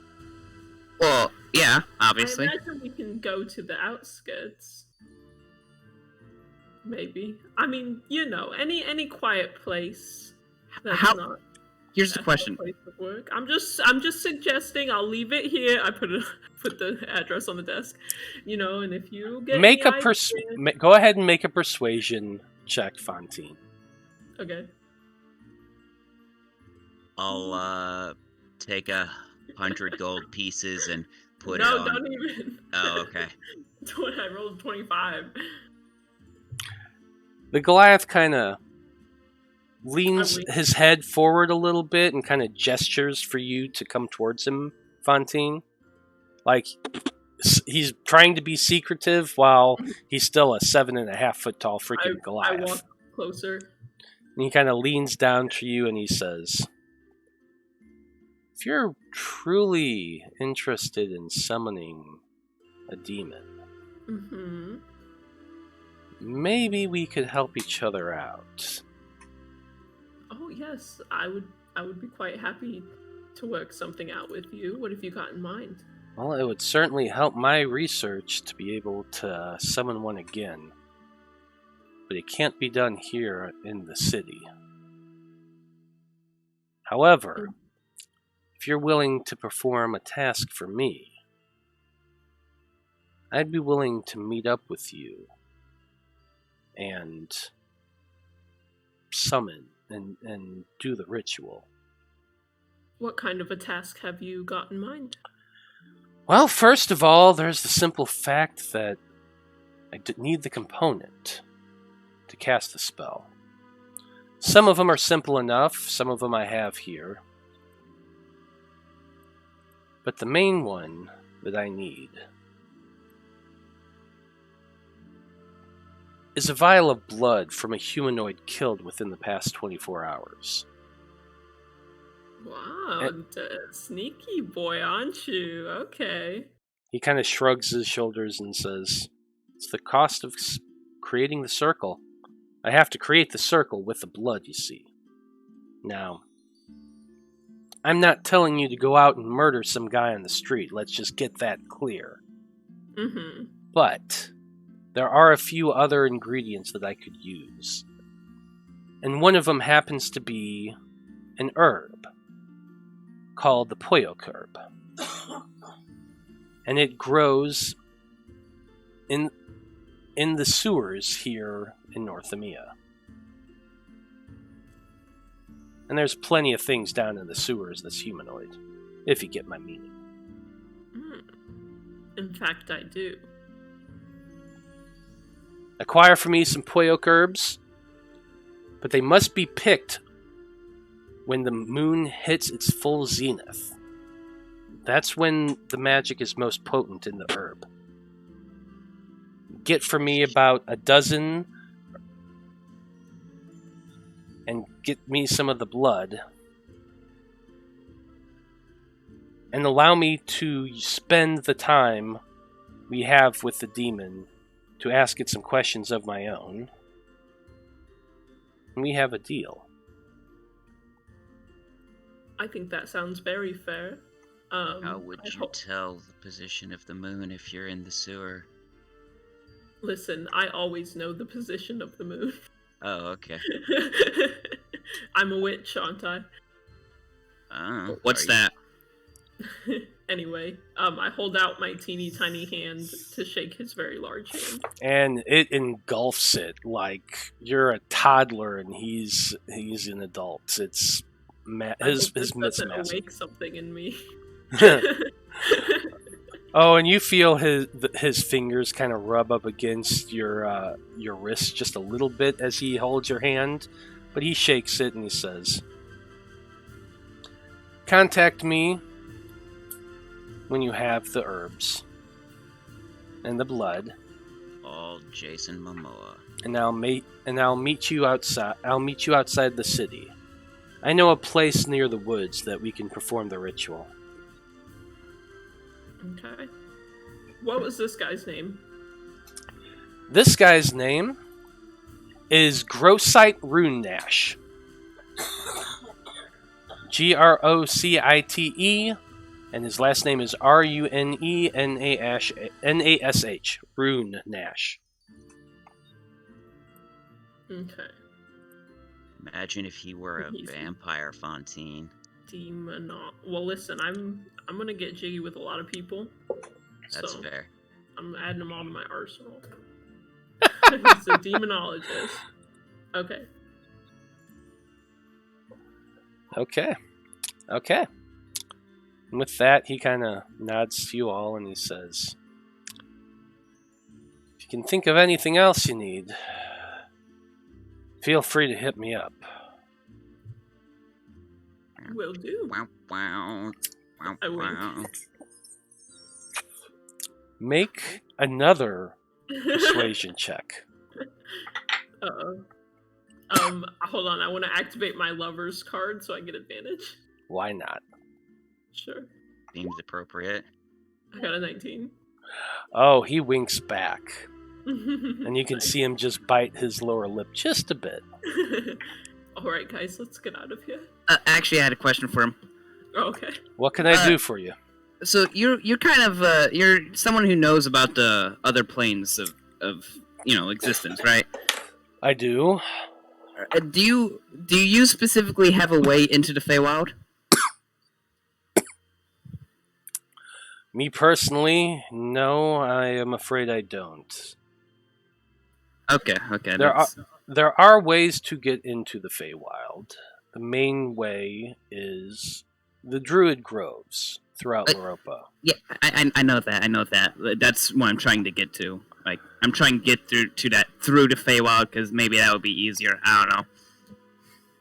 Well, the other way would be to find somebody who could plane shift you there, but That's what I was asking. extremely high level magic and not something that I personally can perform. Or, just go wandering off in the night following the pretty colored lights. Yeah, I would have loved to. That would have been great, wouldn't it? Oh yeah, I almost forgot about that wonderful religious experience that we had, Finn. Wasn't that so wonderful? Oh, it was. It might have been. Thank you for reminding me, Tergot. It was a very nice experience, and I'm happy to think on it again. You guys wonder why I dislike you.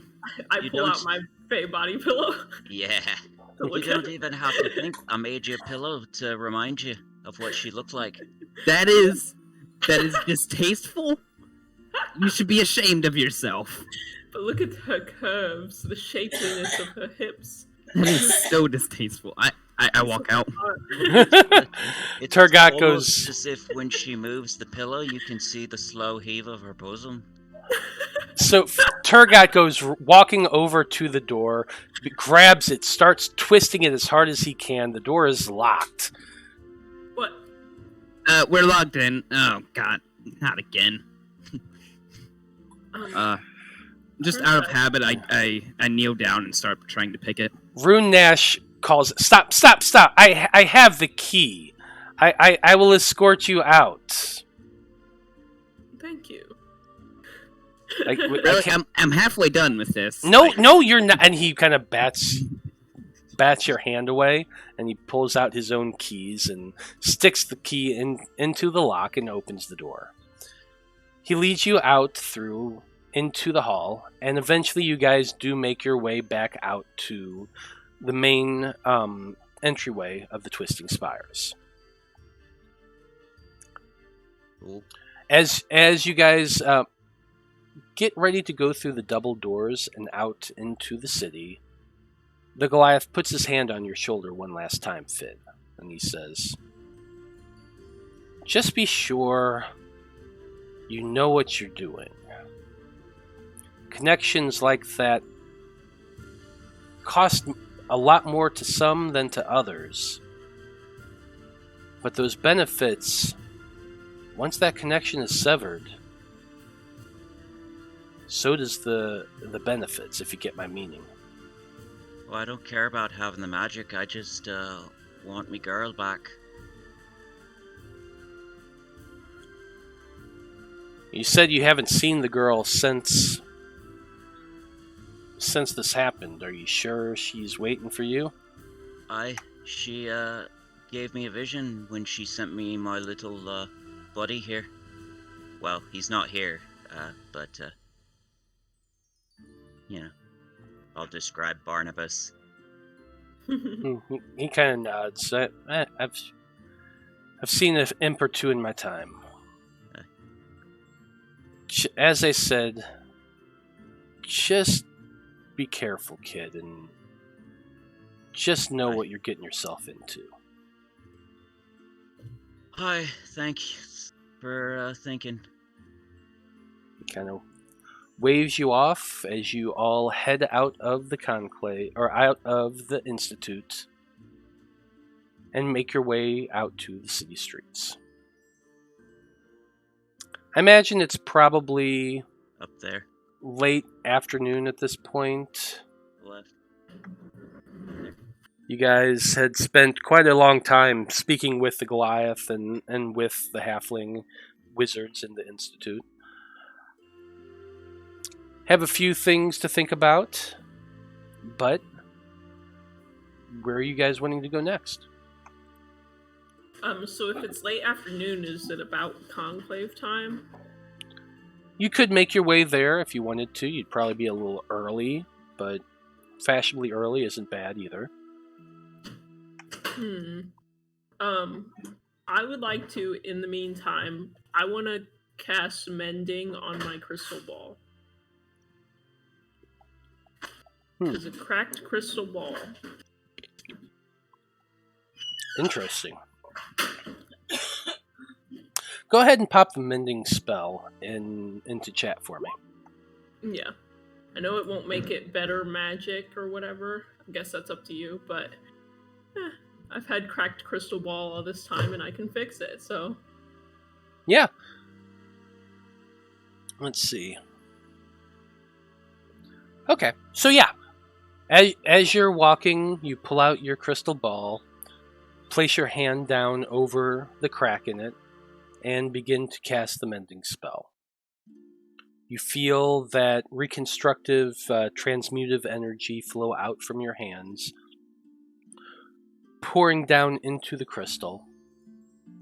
And you can feel beneath your palm, the crack begins to slowly mend together.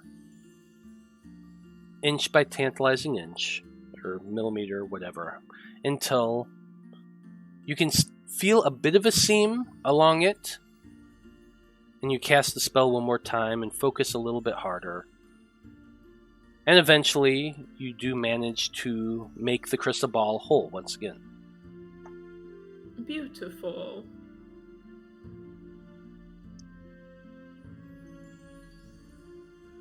Alright, I've done what I want to do for the day. Anyone else? We've got a little bit of time before we are supposed to be at the conclave dinner.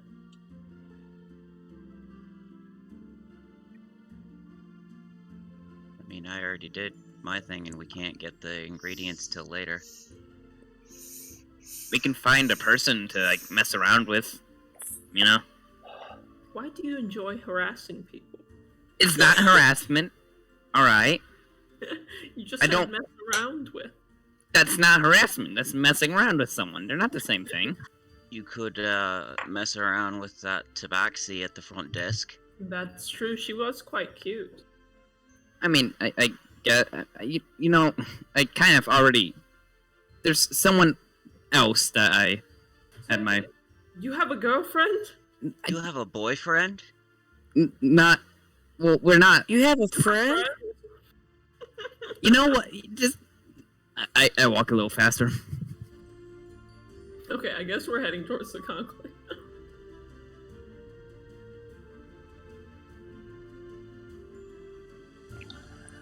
Okay, fair enough. You guys turn your direction towards the conclave. I'm just gonna throw up the map real quick, just to kind of give you an idea of where things are. As you can see, that purple dot with the three clover towers, that's the conclave, or that's the Institute Arcanum. And there to the north, near the wharf, is the Erudite Conclave, the green dot.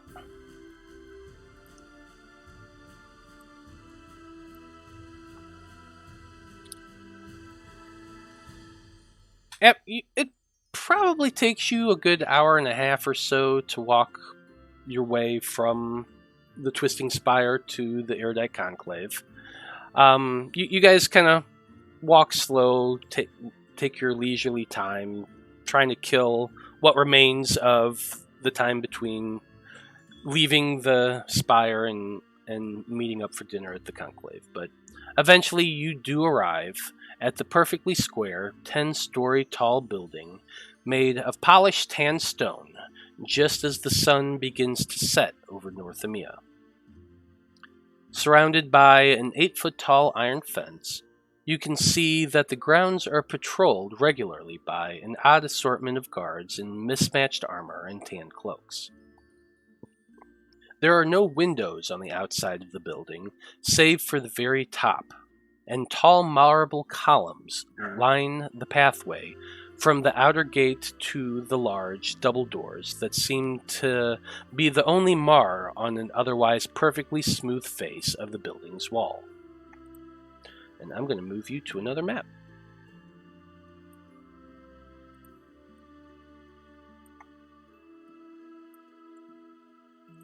Oops.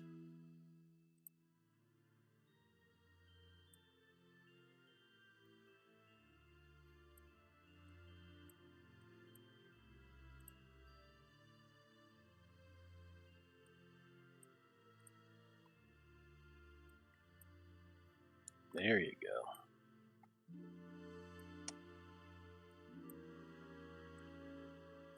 This place is weird.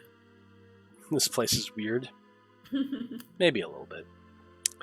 You're stopped by the guards at the front gate, who question you about your business here, an occurrence that seems to be fairly regular here in North EMEA. Mm-hmm. You guys give the guards your names and tell them that you are invited here for dinner, and after checking their list, the guards eventually let you pass. Once you make your way across the grounds and enter the double doors of the tall tan building, you find a waiting room, much larger than the one you had experienced in the Twisting Spire. At the front desk, you can see a rather bored-looking, orange-scaled dragonborn writing in a large ledger on the desk in front of him. The dragonborn is wearing simple tan clothes hemmed in green, and he has a pair of spectacles resting across the bridge of his snoot. Snoot. There are some benches to either side of the walls, and behind the dragonborn you can see a singular door that is closed.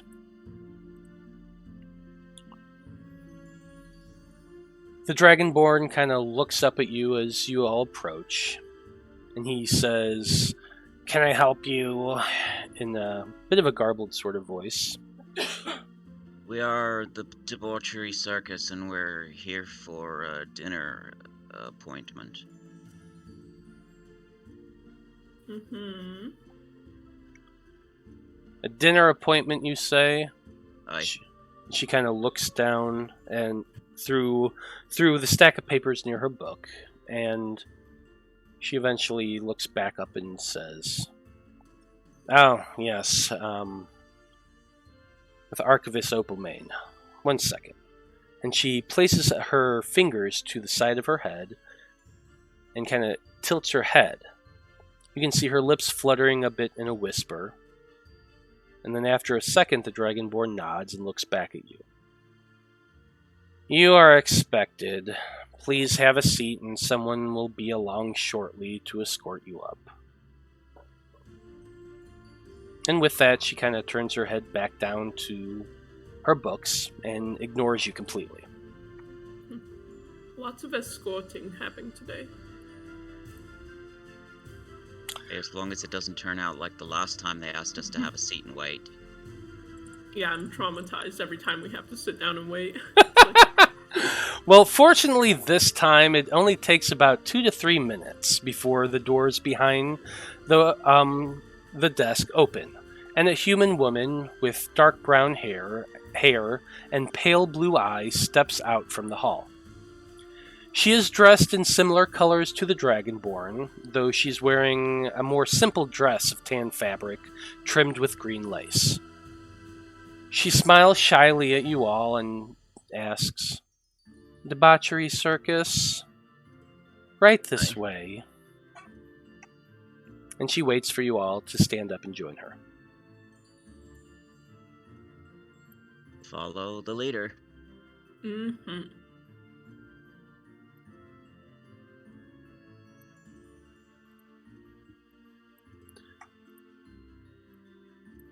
And sure enough, the woman leads you through the door into a short hallway, but with a door immediately across from the one you came through. From there, you are escorted into a large library, one of the biggest libraries any of you have ever seen.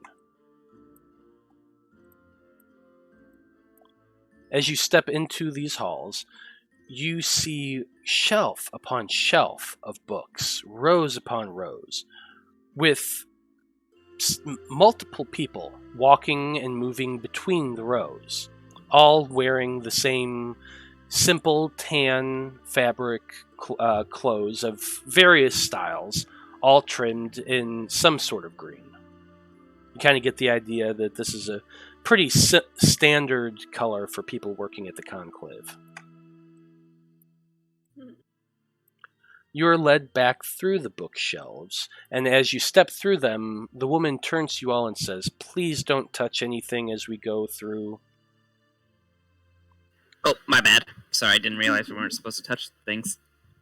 And you quickly put the book back and hurry to catch them, and she gives you an annoyed look, but eventually leads you up a set of stairs.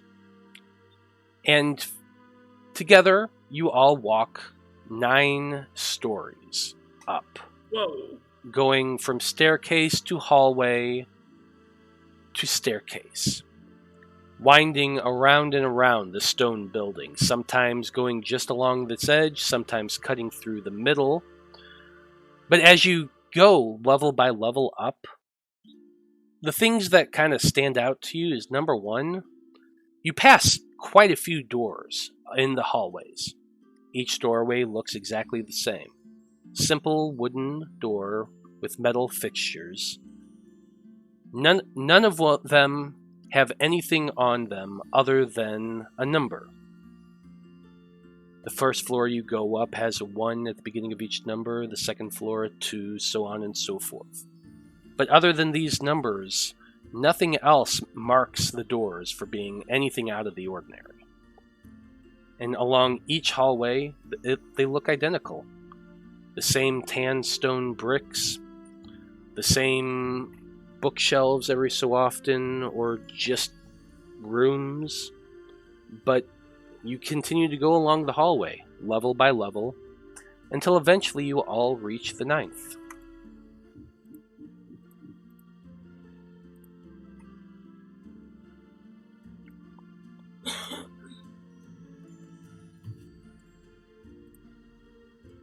There you are led to yet another hallway. This one turns off to your left You walk down another long hallway, till eventually you've come to a teak intercross. The woman escorting you walks to one of the doors, labeled 907, stops in front of it and knocks. She then opens the door and steps aside, holding it open to allow each of you to enter.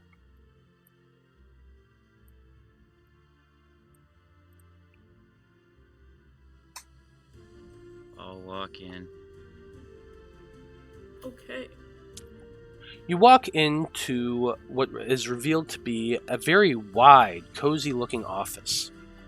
Several of the walls are lined with bookshelves filled with leather-bound books in several shades and colors.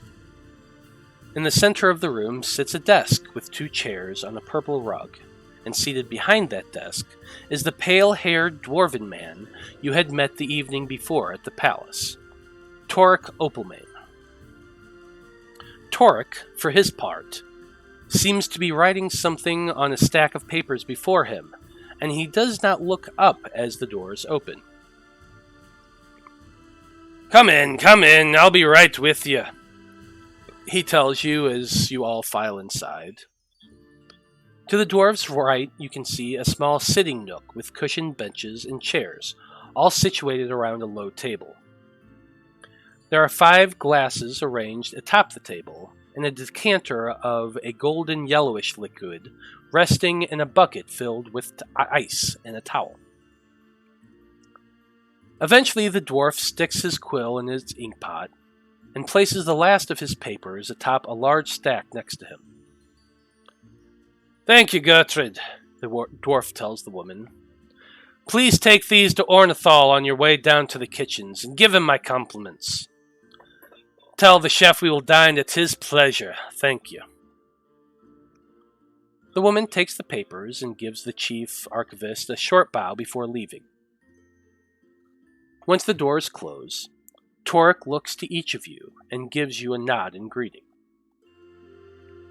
"Thank you for joining me this evening. I hope you all like quail. It is the chef's specialty. Please join me in a glass of wine." Right. And he walks over to the low table and begins pouring the golden liquid into each of the glasses. He passes one to each of you and takes one for himself before sitting down in the bench next to Ormr.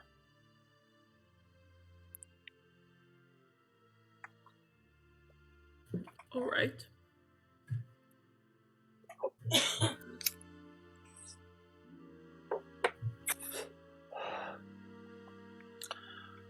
Well then, I appreciate you coming in and having dinner with me. Sorry that the last time we met was under such unique circumstances. We're pretty used to it. Life of an adventurer. Yeah, I suppose so. So, tell me, how exactly did all of you get mixed up in all of this? Well, we all partied too hard at this festival in Misthold. And that's where it all began. Did we really party at all? I felt like I partied. I mean, I ate potatoes and I had you put my name in a box. True. And then we got selected for some ritual, basically. It was quite an honor. And then we escorted this young cleric. And then we swam in the pool. I remember getting naked and swimming in the pool. So it seems to me like I partied pretty hard, at least. The dwarf kind of gives you a bit of a raised eyebrow, but chuckles a little bit. He's older for a dwarf. It's hard to guess how old he is. Probably in the 2nd century at least. But he seems to be appreciative of your youthful hijinks.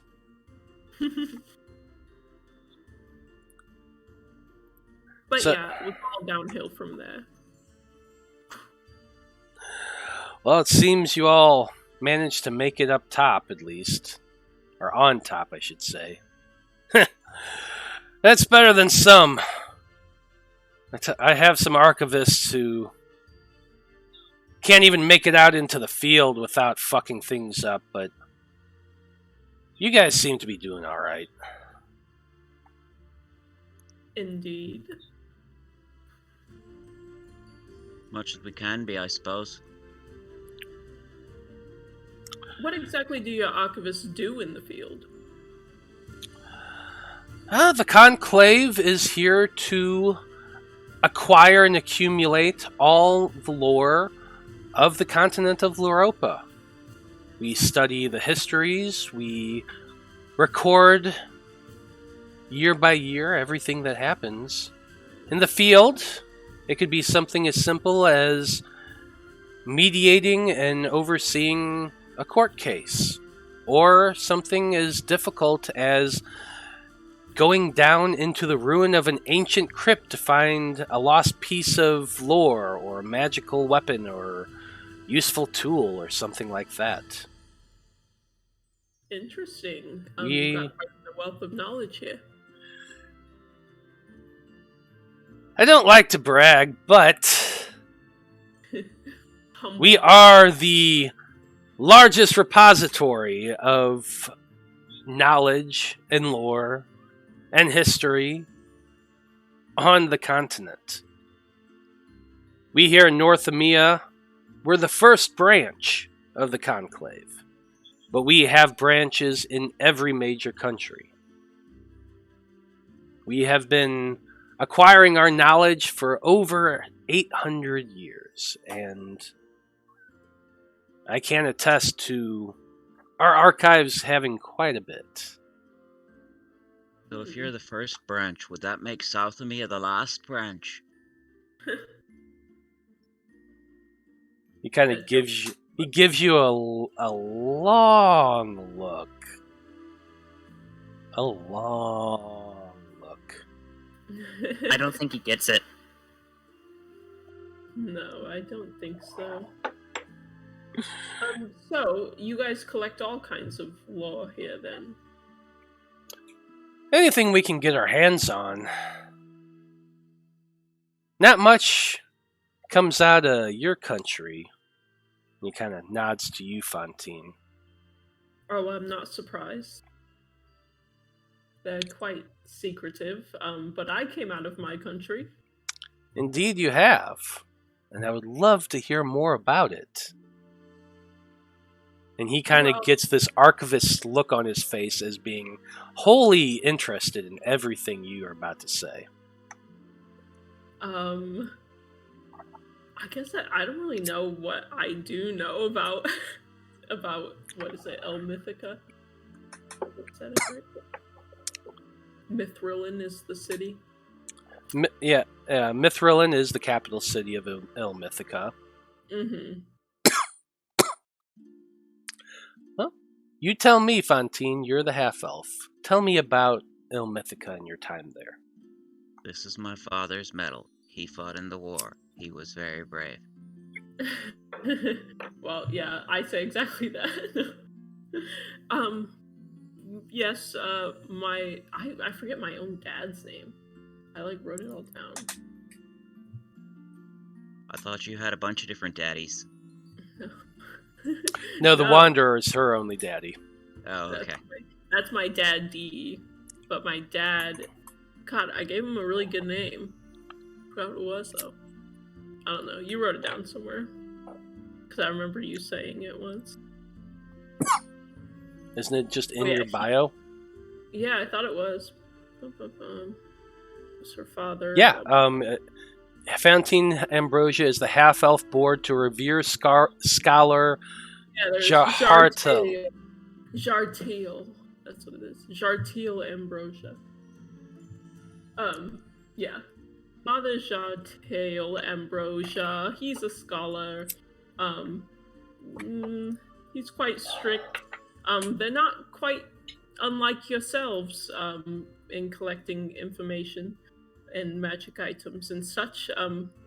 And I can tell that you're quite strict about who gets to look at it, but I would say they're even more so. I'm sure you would enjoy being at my father's work. I don't doubt that, if anyone was ever allowed into Amilthica. But, Don't count on it. but then they did step out recently. I'm not sure. Oh, I heard. Yeah. The elves are right now in Venuis, in the south of Radagast, and they have requested a meeting. It's interesting. It hasn't happened in more than 2.5 centuries, even before I was born, and he kind of chuckles at that. Do you know who will be at this meeting? Like the king of Radagast? Is that who they're calling the meeting with, or? They've requested meetings with representatives from each of the continents, as well as us, the Conclave. In fact, the Conclave has sent 2 of its most oldest and revered members, including Master Ohm. Who is Master Ohm? Well, he's just one of the most skilled martial artists the Conclave ever produced. He's older than even I am and has been a part of the Conclave's history longer than anyone can remember. He is considered the foremost authority on pretty much everything. At this, Ormr kind of raises where her eyebrow would be. I don't think a turtle would have an eyebrow. And kind of looks up. Master Ohm, you say? Yes, I believe his full Where name would one... is Master Ohm Nadhas. Where, if one were to want to speak with this Master Ohm, where would one find him? Yeah, where is this, where's this meeting being held? In Venuis. That's kind of what the town is there for. That's quite some distance away, is it not? The southernmost point of Radagast, where on one side of the river is Radagast and the other is Ilmithica. That's where Venuis is. You must have passed through it on your way into the country. Oh, I think I remember. It was like, Do I remember what that city was like? You that's kind of there for. Go ahead and make a history check. Okay. Oh, I accidentally rolled with advantage. I'm gonna give it to you. I don't give a fuck. Okay. Venuis is a decent-sized town in the southern part of Radagast. Don't have it on the map I got you guys, but I will get you one to kind of show where it is. Bigger map. Yeah, I have my bigger map that I can show you guys. But basically, it is the southern point of the Kingdom of Radagast, and you did pass through it on your trip north. It's actually on the southern side of the river, right on the border between Ilmithica and Radagast. And it is a port town on that side of the river that actually does quite a bit of trade between the Kingdom of Gulthin, which is in the far west, and Radagast. So it was already a big port town, but when the elves came out of their country the last time and invaded Radagast, the agreement was that they would set up an embassy in Venuis, and whenever the elves wanted to come out of their country into Radagast again, they would first stop in Venuis and request a parley. Okay. So you would know all the, and I did tell you these things. I sent you in text a long time ago. Yeah. Okay. Yeah, it was a alright little town. Where would Master Ohm be for my friend, when he returns from this meeting? Kind of goes where goes. I'm not gonna lie. Last I heard, he was in the port of Lena a while back. So he might go back there, but I couldn't say for sure. I don't know his itinerary. Do you know how long it will take for this meeting to go on? Well, to be honest, that's part of the reason why I asked you to come and have dinner with me. And he pauses for a moment, as by this time, a chef and 2 servers come in and lay out a very fine meal on the table in front of you all. There is roast quail. There are these fried potato medallions that are just to die for, with a very thick, syrupy glaze over the whole thing, and fresh root vegetables to go along with it. It is an amazing meal. More wine is poured as well, and you guys all kind of tuck into your meal a little bit as you continue. But the dwarf finally says, as I was saying, part of the reason I invited you here to dinner is to ask you.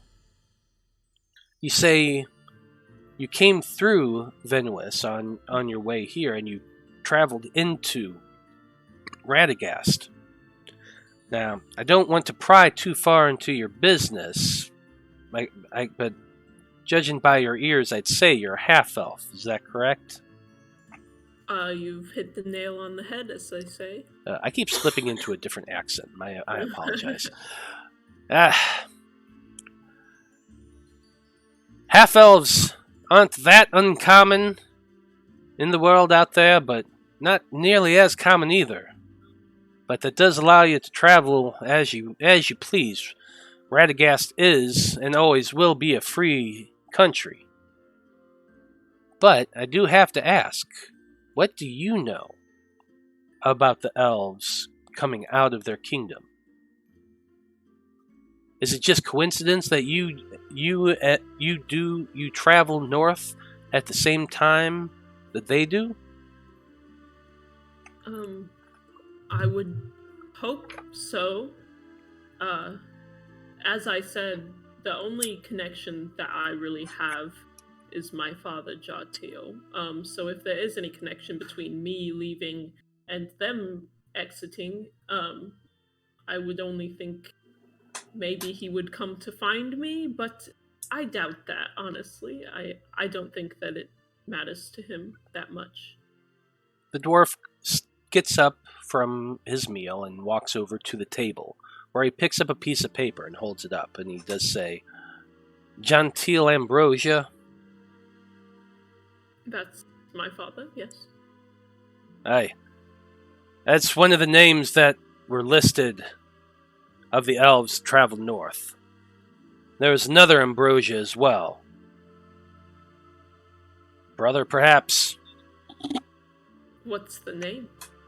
I'm blanking on the name, I'm not going to lie. I remember you had a name, but I don't remember any of them either. It's your character!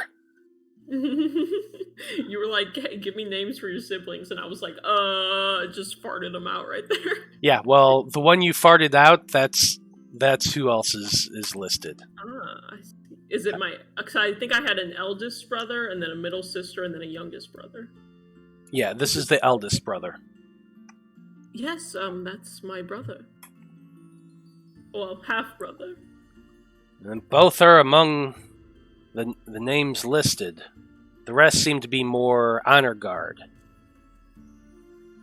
Oh, well, that's concerning. I didn't know that it was just them. I sincerely hope they're not out looking for me. I'm like, becomes visibly stressed. I don't know, but I'm not, like, in league, if that's what you're implying. I just wanted to get out on my own and, do some of my own things. I'm not saying you're in league, because there's nothing to know what you'd be in league of right now. But I have to ask,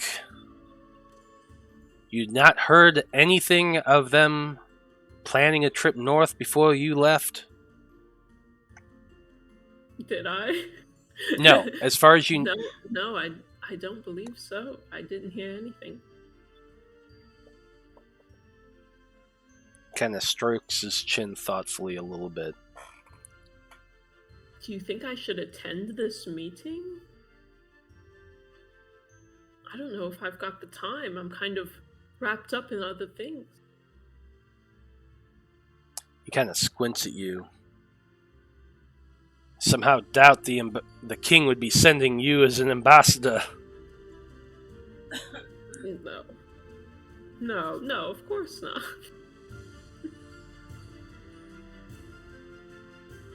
He just kind of sits thoughtfully and sips his wine a little bit.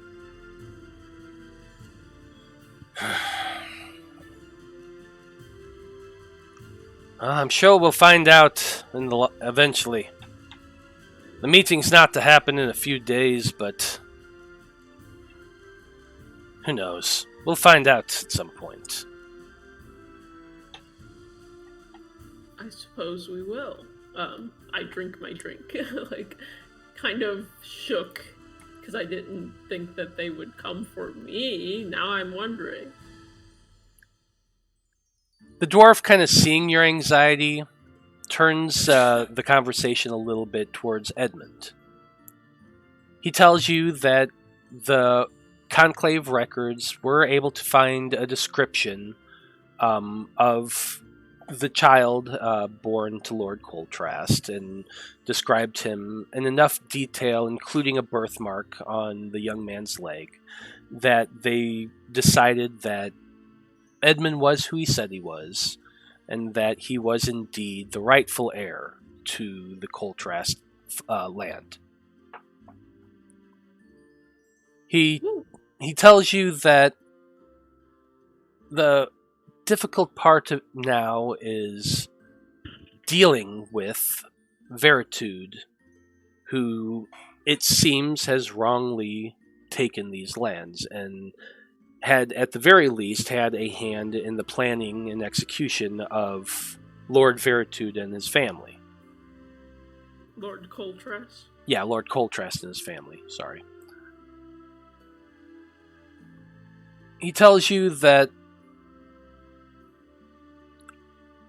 an outright assault upon the keep would be difficult if Veritude does not wish to give up the keep itself.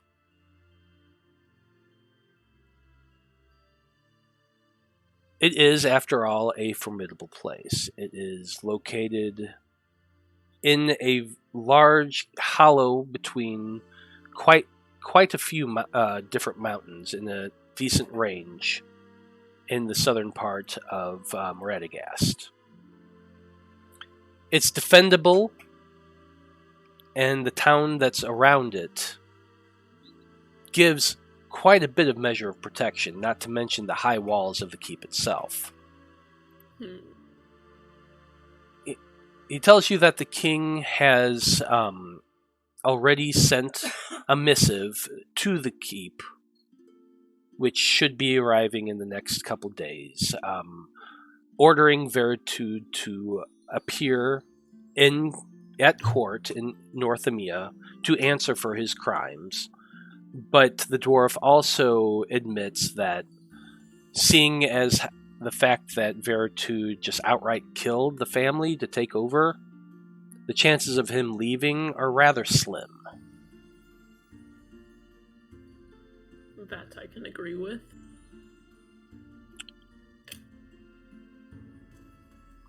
Opalmane himself has not spoken to Edmund, but he has received the reports of the conversations had with the king, and he tells you that Edmund is a very well-spoken young man who is pretty adamant on getting his land back. He's already boasted that if he has to, he'll put together an army of his own, along with his friends, and storm the keep. And the king is told him quite firmly that he's to remain where he is for now, while the king and the ministers and counselors discuss a plan of action for him. Caught up in bureaucracy. That's the shitty part of kingdom. It's all bureaucracy. But while we sit here and talk, Lord Veritude becomes stronger and stronger. Opalmane kind of nods a little bit and he says, I said as much to the king. These experiments you described, combining necromancy and druidcraft, is concerning at best. You're sending an army to attack the town of Dusk Hollow, you said. What could he be building at his own keep? Or at Coltrast Keep? Anyway.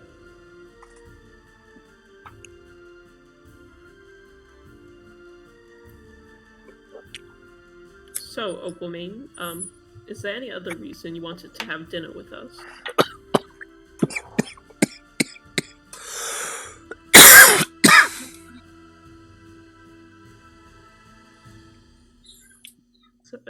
Sorry. Yeah, I start coughing. All the NPCs seem to be smokers today. Everybody's smoking a big fat pipe. You know, old man lungs. It just happens sometimes. Anyway, Opalmane, as you're all finishing your dinner,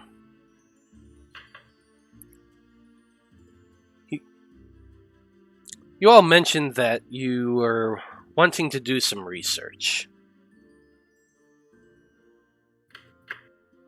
Seeing as how you helped the young noble out, I thought it was the least I could do to, offer a bit of assistance in that direction. We here at the Conclave tend to have quite a bit of things to do. And, we always need a good person out in the field who's willing to do stupid stuff for the sake of information. And you seem to be the type. Alright, gang, do we go with stupid as our middle name, or do we go with, are you calling us stupid? Well, I know that we are. A little bit of both. So he's not wrong. So I get the feeling you've got a job that you would like us to do. We're quite in demand. I know you had your meeting over there at the Institute, and don't get me wrong. They know their magic. But so do we. And we're willing to go to the lengths that those chemists aren't ever willing to. It's the Conclave that finds the treasure. It's the Conclave that holds on to the data. They like to protect. They like to teach. We like to learn. Okay. Well, I too like to learn. What is it you've got in mind, sir? Or do you want to hear our demands? Well, you guys are, limited to the city for right now, but now that Edmund is identified, it won't be long before the king sends you out. Once he does, chances are we already know where he's sending you. And that'll be something we want you to pick up along the way. Make good on... And in return, we give you the access to the Conclave. Research that you're looking for. Knowledge you need. Do we become members to come and go as we please? If you continue to take on jobs, you would be offered a full-time position. First mission tends to be a test. A simple contract for a simple job. Future contracts may be more requiring, but the pay gets better as you go. But if not, there's always subcontractor work. We are much more valuable than subcontract work. I believe you dealt with one of their subcontractors. You subcontracted him for an entire evening, if I recall. Finn, now is not the time.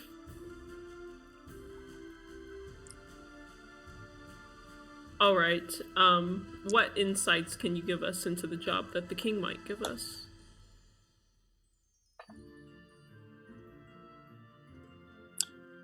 The king is an interesting one. Like his father, he tends to use what is before him. There's been a few reports down south of simple things going missing. Cattle and the like.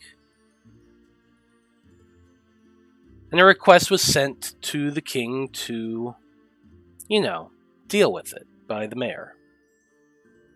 Now, I know that the king was planning on sending some of his soldiers out to deal with it, but he also knows you all owe him a favor. Indeed. So, rumor has it that that's what he's planning on sending you to do. Okay, to investigate missing cattle. It seems frivolous and stupid, I know.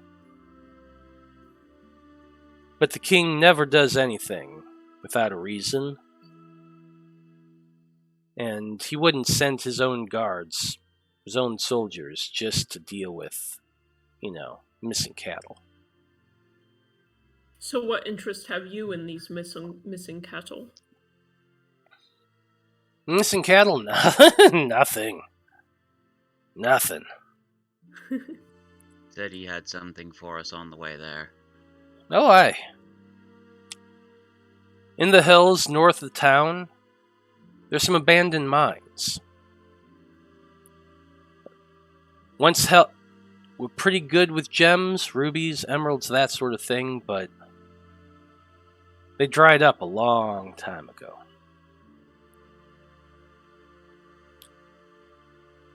But it said they found something at the bottom when it did. We haven't gotten a stable report on what that is yet. Sounds like they dug too greedily and too deep. Well, it is a dwarven mine after all, and he kind of taps his chest a little bit.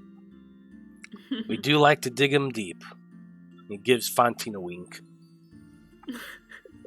Make him roll a persuasion check against me. Sure, why not?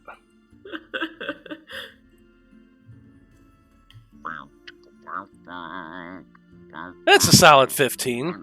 Mm-hmm. Perception. Oh, that's perception, damn it. What's his plus for persuasion? Yeah, that would have been a -1, so that was... that's terrible. So actually, it would have been a 10. Okay, so he winks with both eyes. I give him like a half smile, but kind of look away really fast. I like it. It's canon.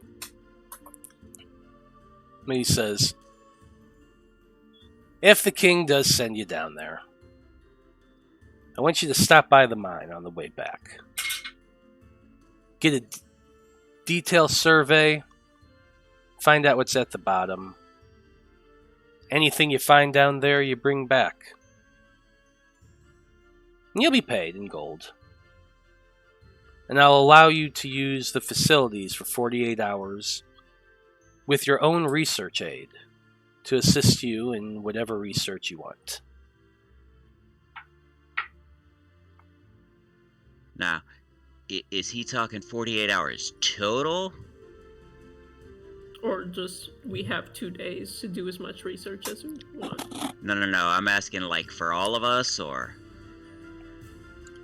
Well, he's offering your group 48 hours to Okay. research whatever you will. Each one of you will individually have a research assistant, if you want, who can accumulate and acquire data you're looking for. Oh, so we can all do the research at once. Got it. Okay. Cool. Correct. Mr. Opalmane, let me commiserate with my cohorts and make a huddle. Hey guys, what do you think of this? Should we accept this offer? I don't think he's really in your league. I think you're a bit above him, so... Definitely below my league. I'm not asking about dating advice. Obviously, I'm gonna go for Grusite's Rune Nash, the very big demonologist, because he's a badass. That's off topic. But that's not what I was referring to. I was talking about his offer. Seems fine. Sounds good to me. I think it's fair enough, and it's a little bit in the future. All right, Mr. Opalmane, we have decided to accept your offer. We'll take the job. He reaches his hand out and clasps yours, and each of you in turn, and he says, after you meet with the king, which I assume is going to be tomorrow, come back here and confirm, and I'll have the contracts drawn up. Sounds good to me. Thank you for the lovely dinner. Anytime, lass. Dinner with a pretty girl is always a treat. Still, Wow, you're really going for it, huh? Still riding that high 10, baby. Well, Yes, anyway, I think we must be going. Indeed. And with that, you finish your meal, give your farewells to Opalmane, and you are escorted back out of the conclave and into the night once again. It's probably around 10 o'clock or so, so you begin to hurry back towards the inn. it depends. What does the moon look like? The moon? The moon is not yet at its zenith. It is a full moon tonight, but it is not at its zenith. All right, everyone. I assume you know what that means, right? Yeah. Okay. At its Sort highest. of. What time it is? It reaches its zenith at midnight. Oh, okay. So tonight, we just need to do it later. All right. Well, there is a curfew, so I think we would like to sneak away towards the sewers. To be continued. Are we doing that whole thing today? Because the whole blood killed by a humanoid thing seems like we would, we killed a person, get their blood, and then do it due to summoning that night. No, we're looking for someone who's already been killed. We don't want to kill someone. Well, No, I mean, but you said we humanoids down there, specifically. They have to have been killed within the last 24 hours. Yeah. But that also gives us a full day then to. Well, it's just, are we doing the summoning tomorrow? Because we're not allowed to leave the city.